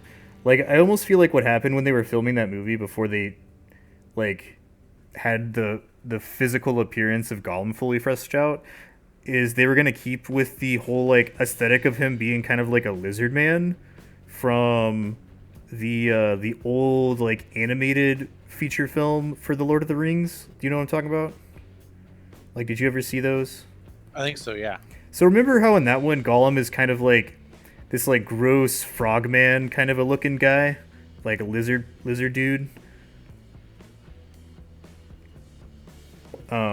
Like I almost feel like the reason that dude made his voice all like raspy and hissy and all that kind of shit was because he thought that's what the character was gonna look like a fucking lizard man monster creature. And then he ended up being like this emaciated midget with like bad teeth, and it's just really fucking annoying. Like I hate it. Well, I mean, he was always supposed to be a hobbit. Yeah, but I mean, so like that's just my thought process, right? Like I find him so annoying, and the only way I can rationalize why they made those choices was that like he was acting under the assumption, like when he created that voice and the way that he was acting was that they were going to have Gollum look that way, like he was going to be kind of that like super deformed morph like lizard man like looking creature. Andy Serkis was his name, yeah. Like he looked in the feature films from the animated movie, and then like I guess they went into a different direction and decided to make him look like more of like a fucked up hobbit. So I don't understand why he chose to make his voice that way. Like if he had known that's what it was going to look like, I don't understand that decision.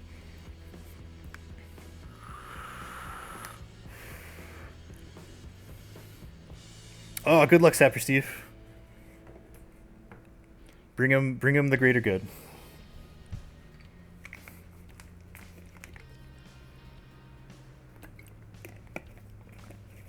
Yeah, Zulu's a great movie.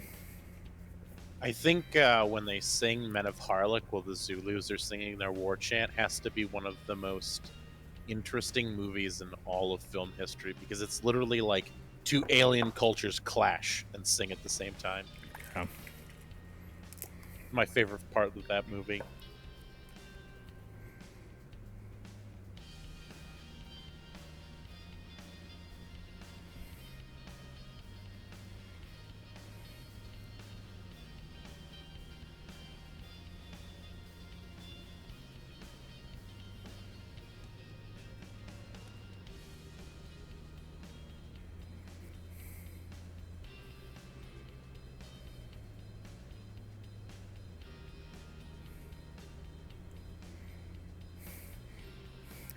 Did you ever see? It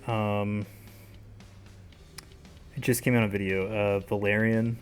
Did you watch that movie? I tried and couldn't Didn't like it? finish it. Are you? Do you not like Luc Besson's other movies like Fifth Element and stuff? I honestly can't. I know I've seen Fifth Element. I just can't remember it. Okay.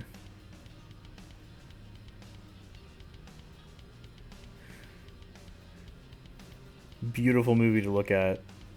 Not really all that well put together in terms of the storyline.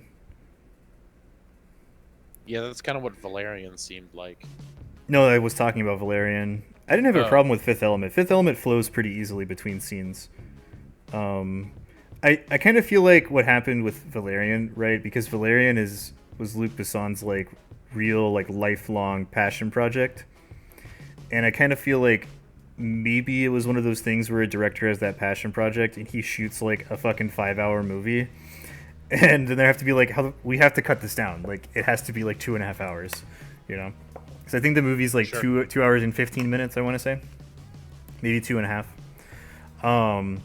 And I feel like if we got to see that the way that he interpreted, like the way he shot that movie as intended, like the story would have made a lot more sense and it probably would have flowed a whole lot better, even though it would have been like a fucking 4 hour movie. So I was since it came out on video recently, I was wondering if they were going to end up doing like a director's cut or something, you know. But yeah, the movie is like amazing to look at. He's such a like an amazing artist when it comes to like world building and like characters and set pieces and costuming and props and all that stuff in a scene to just make it look like you're getting immersed in that world. But like the plot of Valerian suffers in so many places.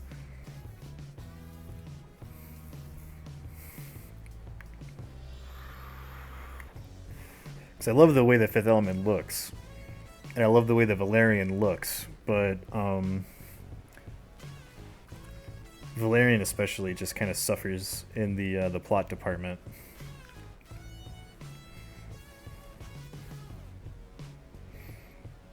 See if I can get in here and touch up this one spot.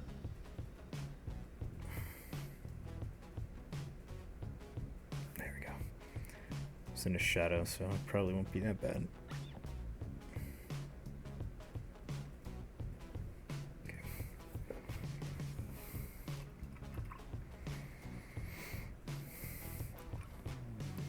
Need our gold. Gold.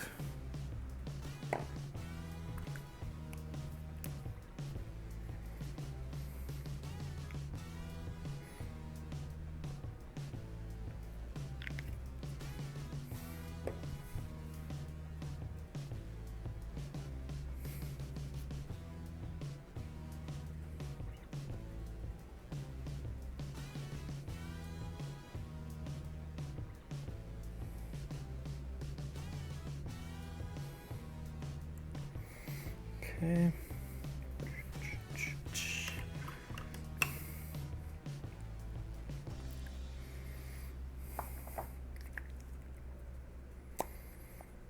Get our Wolfwing Gray.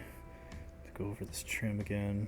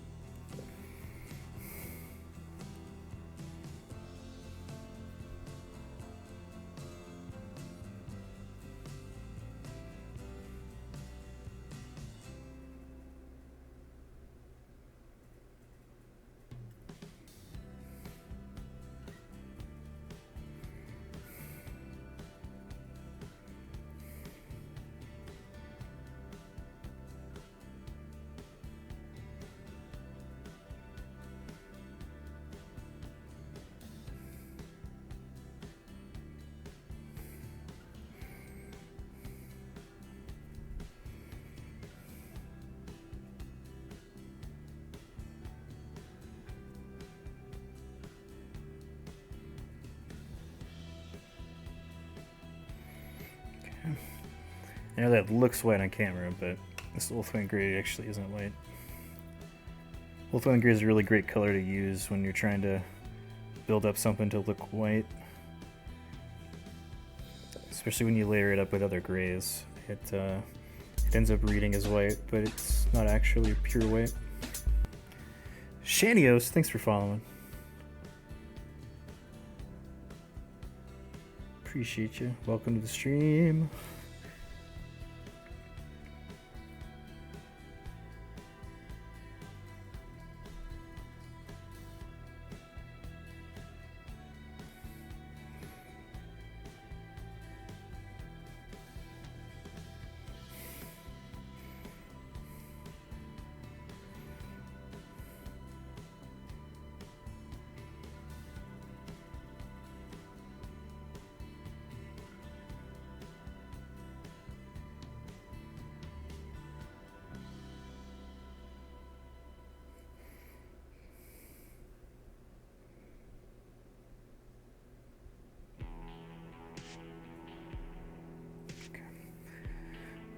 Go. Two on the front.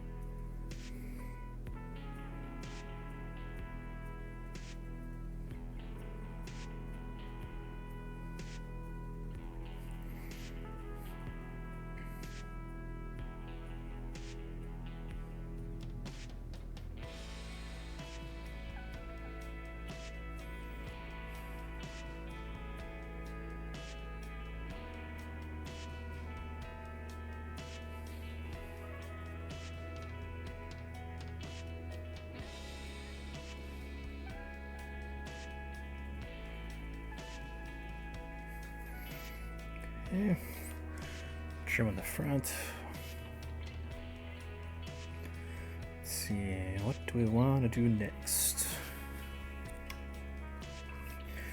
Do our highlight up all our golds real quick.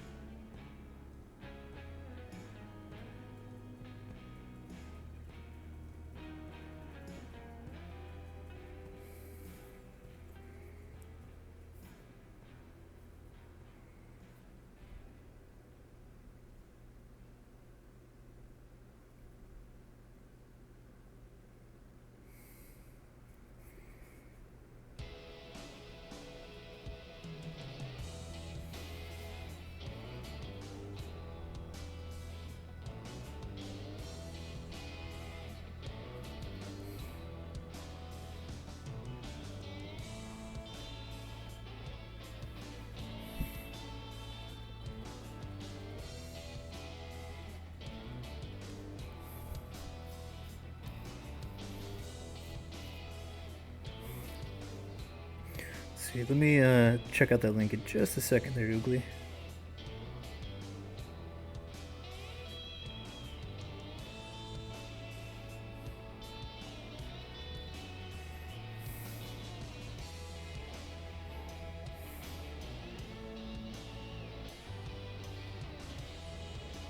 Oh my god, Oogly. That is so bad.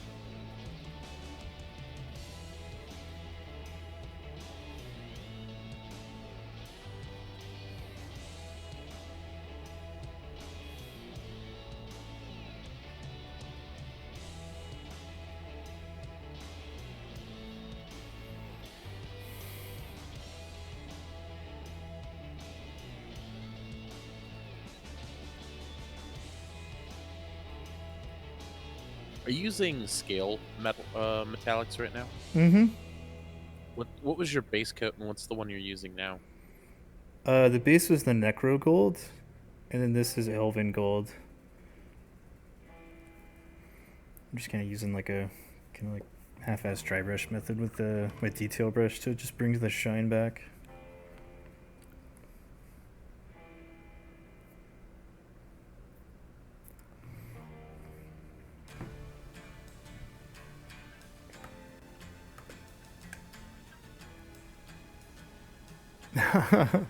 That's funny.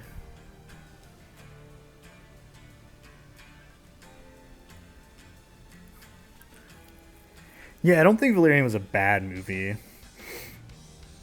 I just think there is definitely like pacing issues all over the place with it. And that was probably the reason why like a lot of people didn't like it.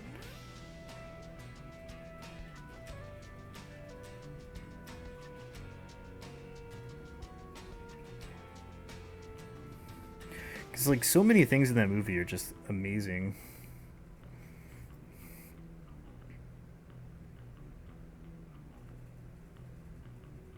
I think another thing that kind of hindered the movie was the lead actor was just not the right dude for that role, and he wasn't. You could tell he like his delivery was all wrong, his attitude was like all wrong, and just as far as like physical presence and looks, he just wasn't the right dude for that role.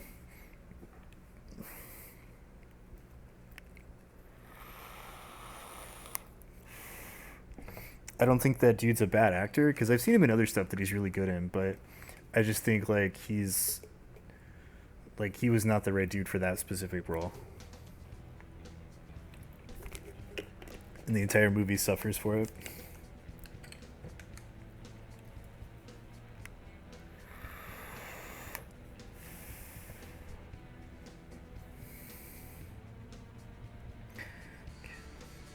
So we can switch over to our steel metallics, get those highlighted up.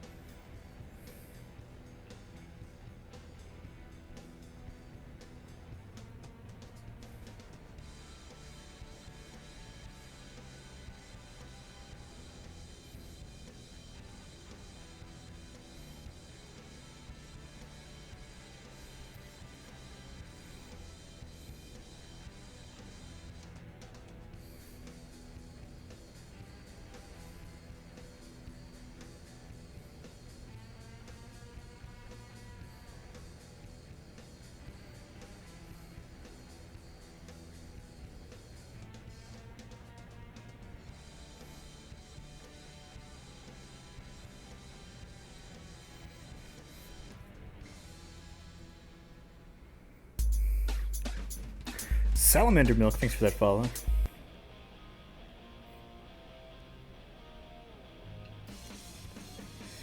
appreciate that follow. Welcome to the stream. Always enjoy seeing new faces come into the stream.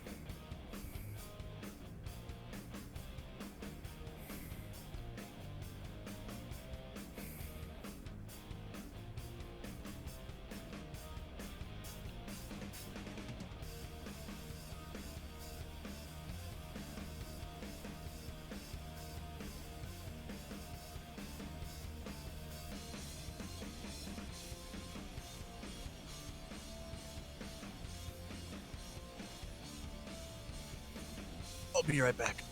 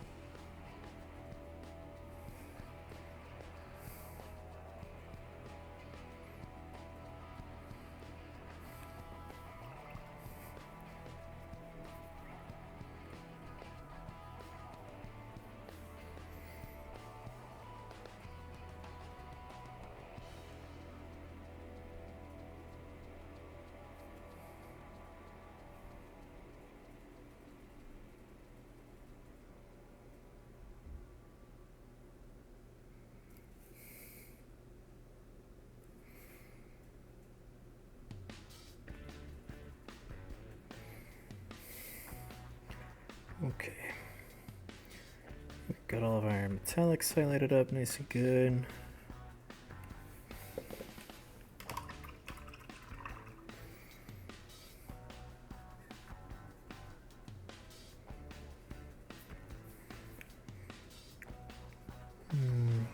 So our grays real quick, those will be easy.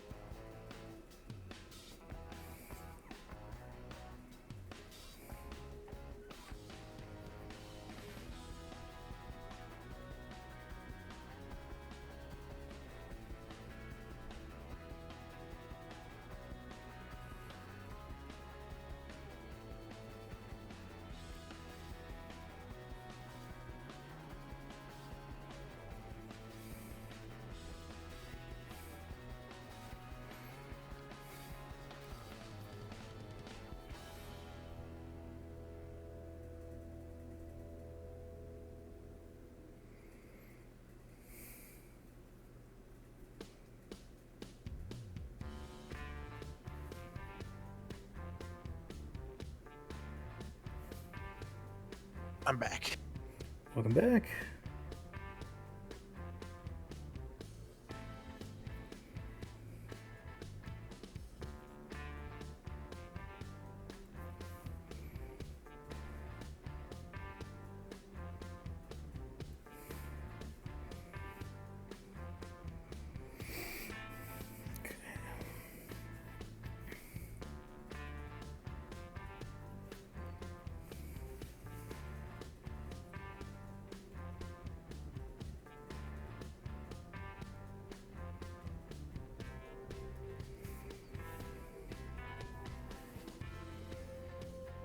So have you thought about what you're going to do on your potential new Thursday streams?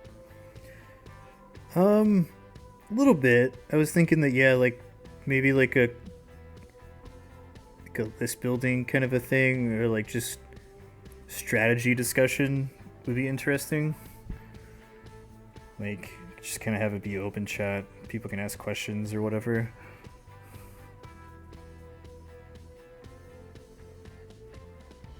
Probably still be painting, but there's no reason I can't take a break and open up Battle Scribe and discuss stuff with people.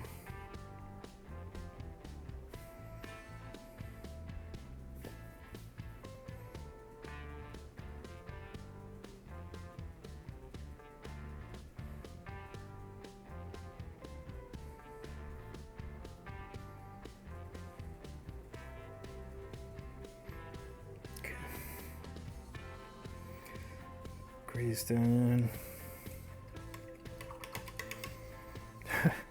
Yeah, man, it's just lots and lots of practice. You'll get there eventually.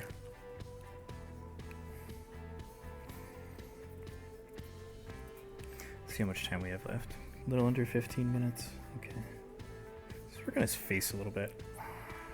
So I've got like tons and tons and tons and tons of like my original, like from when I first restarted the hobby, right? Tons of Dark Angel models and just random Space Marine stuff. Mm-hmm. Really considering selling it. I mean, it'd be a good time, considering the Codex is about to come out. I'm sure there's lots of people that are going to be in the market for it. On the eBays. Actually, I was thinking about trying to see if I could sell it locally. But I just feel like, I mean, I built an army for 7th edition thinking 8th was going to be similar to 7th, and I had never played 7th, right? But that's what I went off of when I was building my army. So I have tons and tons of tactical marines and grav cannons and stuff. Shit's fucking useless in 8th. Yeah, I can see your dilemma. I mean, at least for the way I play the game, right? Yeah, like from a more comp standpoint, it's not very optimal.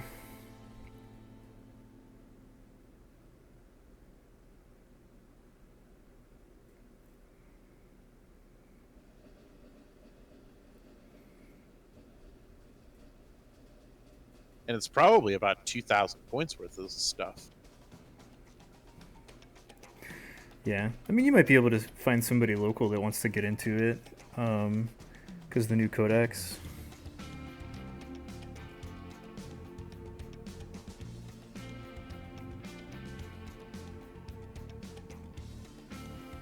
That's usually what I do when I want to try to sell stuff, is I check locally first, but especially when it comes to my painted stuff, a lot of people here locally don't want to pay that much.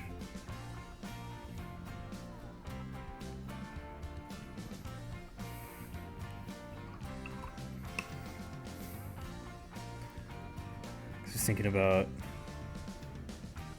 maybe selling my Mortarion.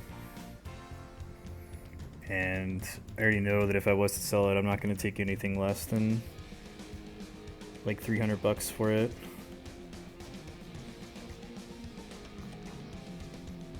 Because it's just too nice, isn't it? Your Morty model? Yeah. Well, yeah, and it's also custom built between 2 kits. Yep. So I was like, I could probably see if somebody would want to buy it, but I know that as soon as I told them how much I wanted for it, they wouldn't want to buy it, because most of the people down here are kind of like cheap.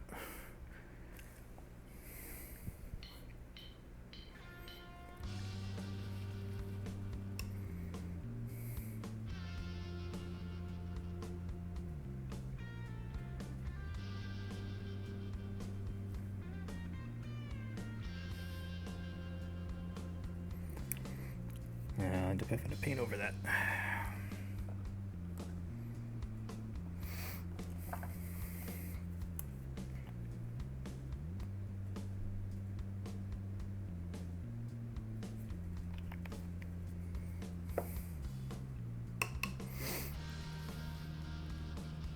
Yeah. That's why I was thinking about just like not even asking locally. And I mean, like, I can tell people, like, if you want to buy it, it's up on eBay. You know what I mean? Like, they can always get it.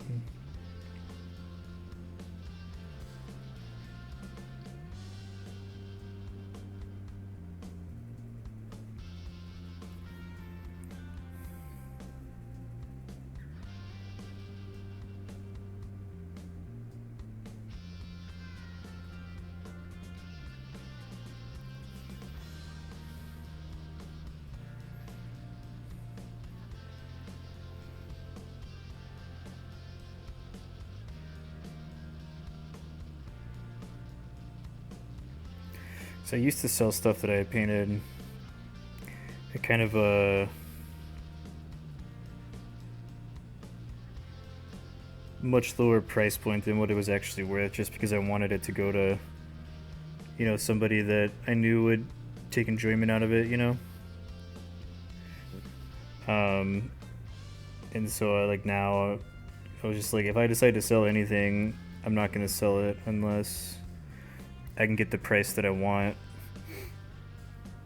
because I'm perfectly okay with just holding on to it and having it sit, you know, in a case. Okay.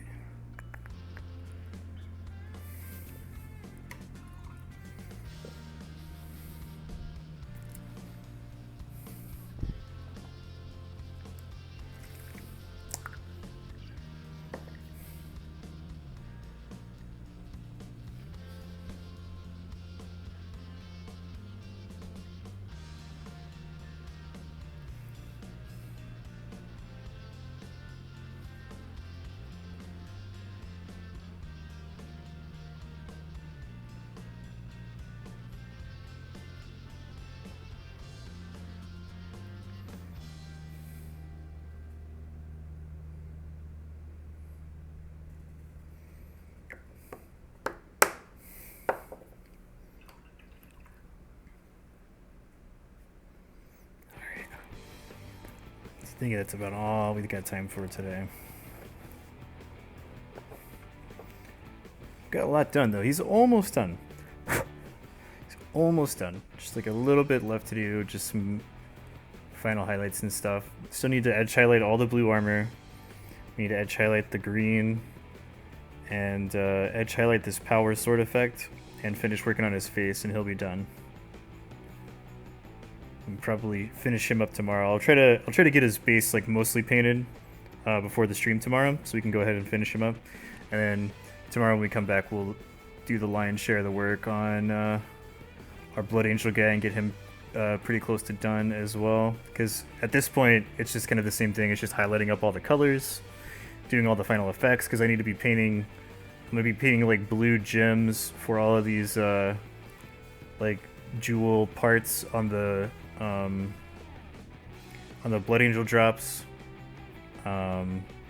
just because I think blue would stand out more, kind of like the blue on these purity seals is going to stand out a little bit better. And you know, I'll have to blend up all this yellow and go from there. Get out the brush soap because I do want to clean this detail brush up a little bit.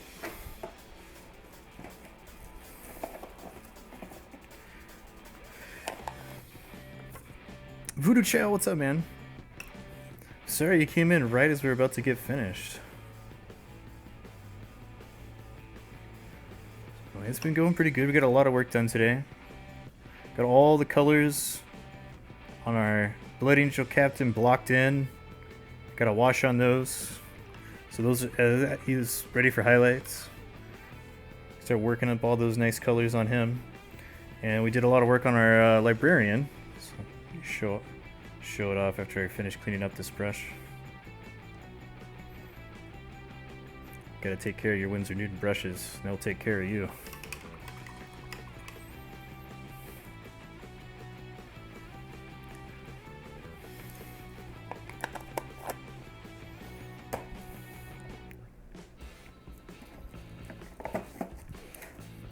So yes, we got our Blood Angel guy.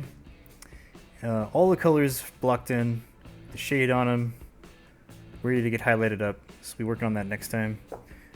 And we got a lot of work done on our Librarian. We did some airbrushing on his cloth, get that really nice Dark Angel's green. Got his power force axe highlighted up with a nice glow effect on all those little blades on it on both sides. And we're just starting to highlight everything up, so he's almost done. So like I said, tomorrow we'll come back, we'll edge highlight all this blue armor, we'll edge highlight our greens, do some edge highlights on all of our little secondary colors, get those popped out, and the face, gotta finish the face, and then he'll pretty much be done. And like I said, we've got his base over here, this really cool base from Cybor that he's gonna be standing on. So I'll try to get this pretty much like blocked in, all the colors blocked in with the airbrush before we start the stream tomorrow, so we can like finish that up, mount him on his base, and call him done tomorrow during the stream. But yeah, he's getting there.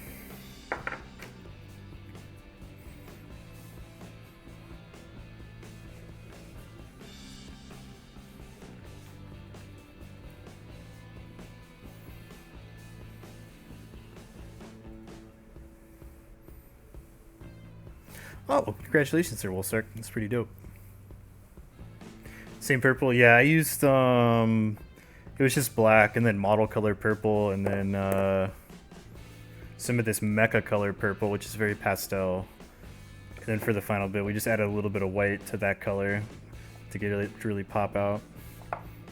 And I'm doing like all the power weapons for my Dark Angels with this purple, because it's a really nice contrast to all the other colors in the model. And it's also why I do all the wax on their purity seals is purple, because it's a really nice contrast. It makes them really stand out.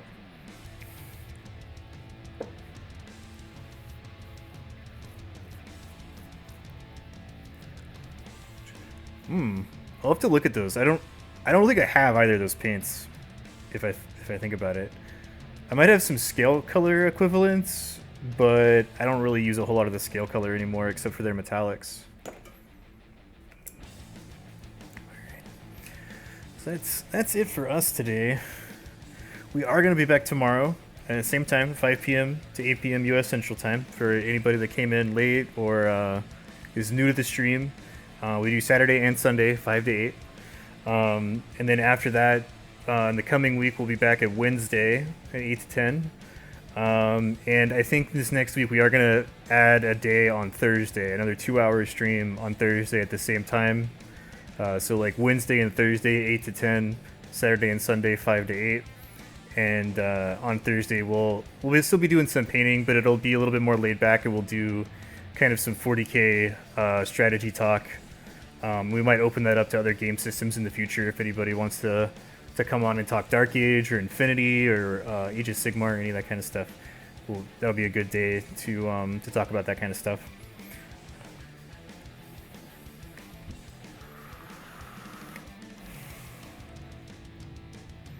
Oh yeah. I don't put a whole lot of the Citadel stuff to the airbrush. It speckles a lot on me, even with Flow Improver. I'm not a big fan of it. Gotta work really hard with getting it to go through the airbrush. Alright, so let's see who's on.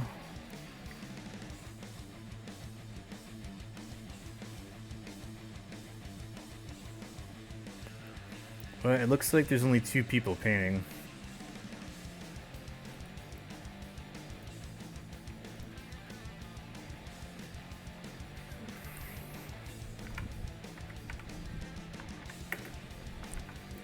Cool.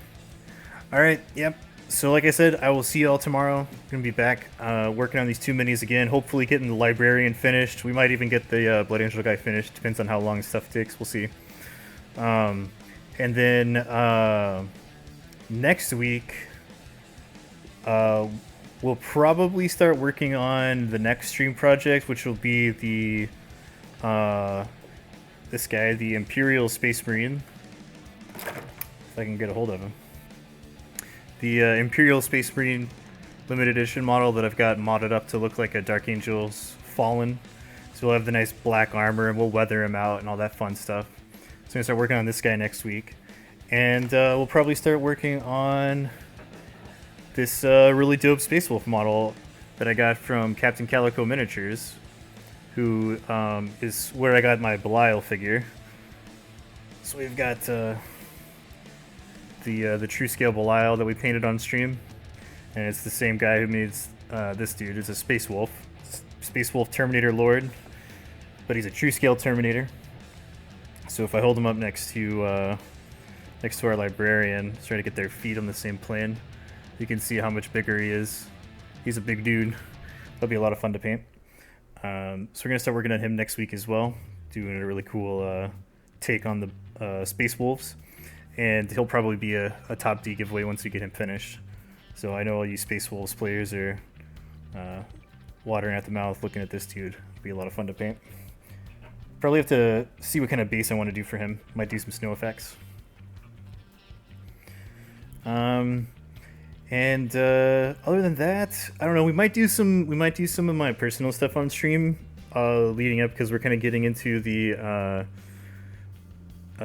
month of December, and I need to get some work done in the month of December, and a lot of work done in January for the SoCal Long War doubles. So I will need to be painting up some Imperial Guard. I do have my Vulture gunship fully assembled finally. So I had to source the parts for this canopy separately. So I finally got the canopy set on there, and I do want to paint this. I don't know if I'll have to figure out how to do it on stream, because I might have to back out the camera quite a bit to get it done. But we've also got a bunch of Tauroxes and another tank and a squad of infantry that I need to get done to add to the Mordians. So I might do some of that on stream as well. Yeah. So got our host set up. We're going to throw a host over to AMP Services and go see what he's up to. Like normal, wait for the host to go through and then jump over to his channel. Tell him I sent you. Spam with those Jack Clubs emotes if you got them. And I'll see all you beautiful people tomorrow.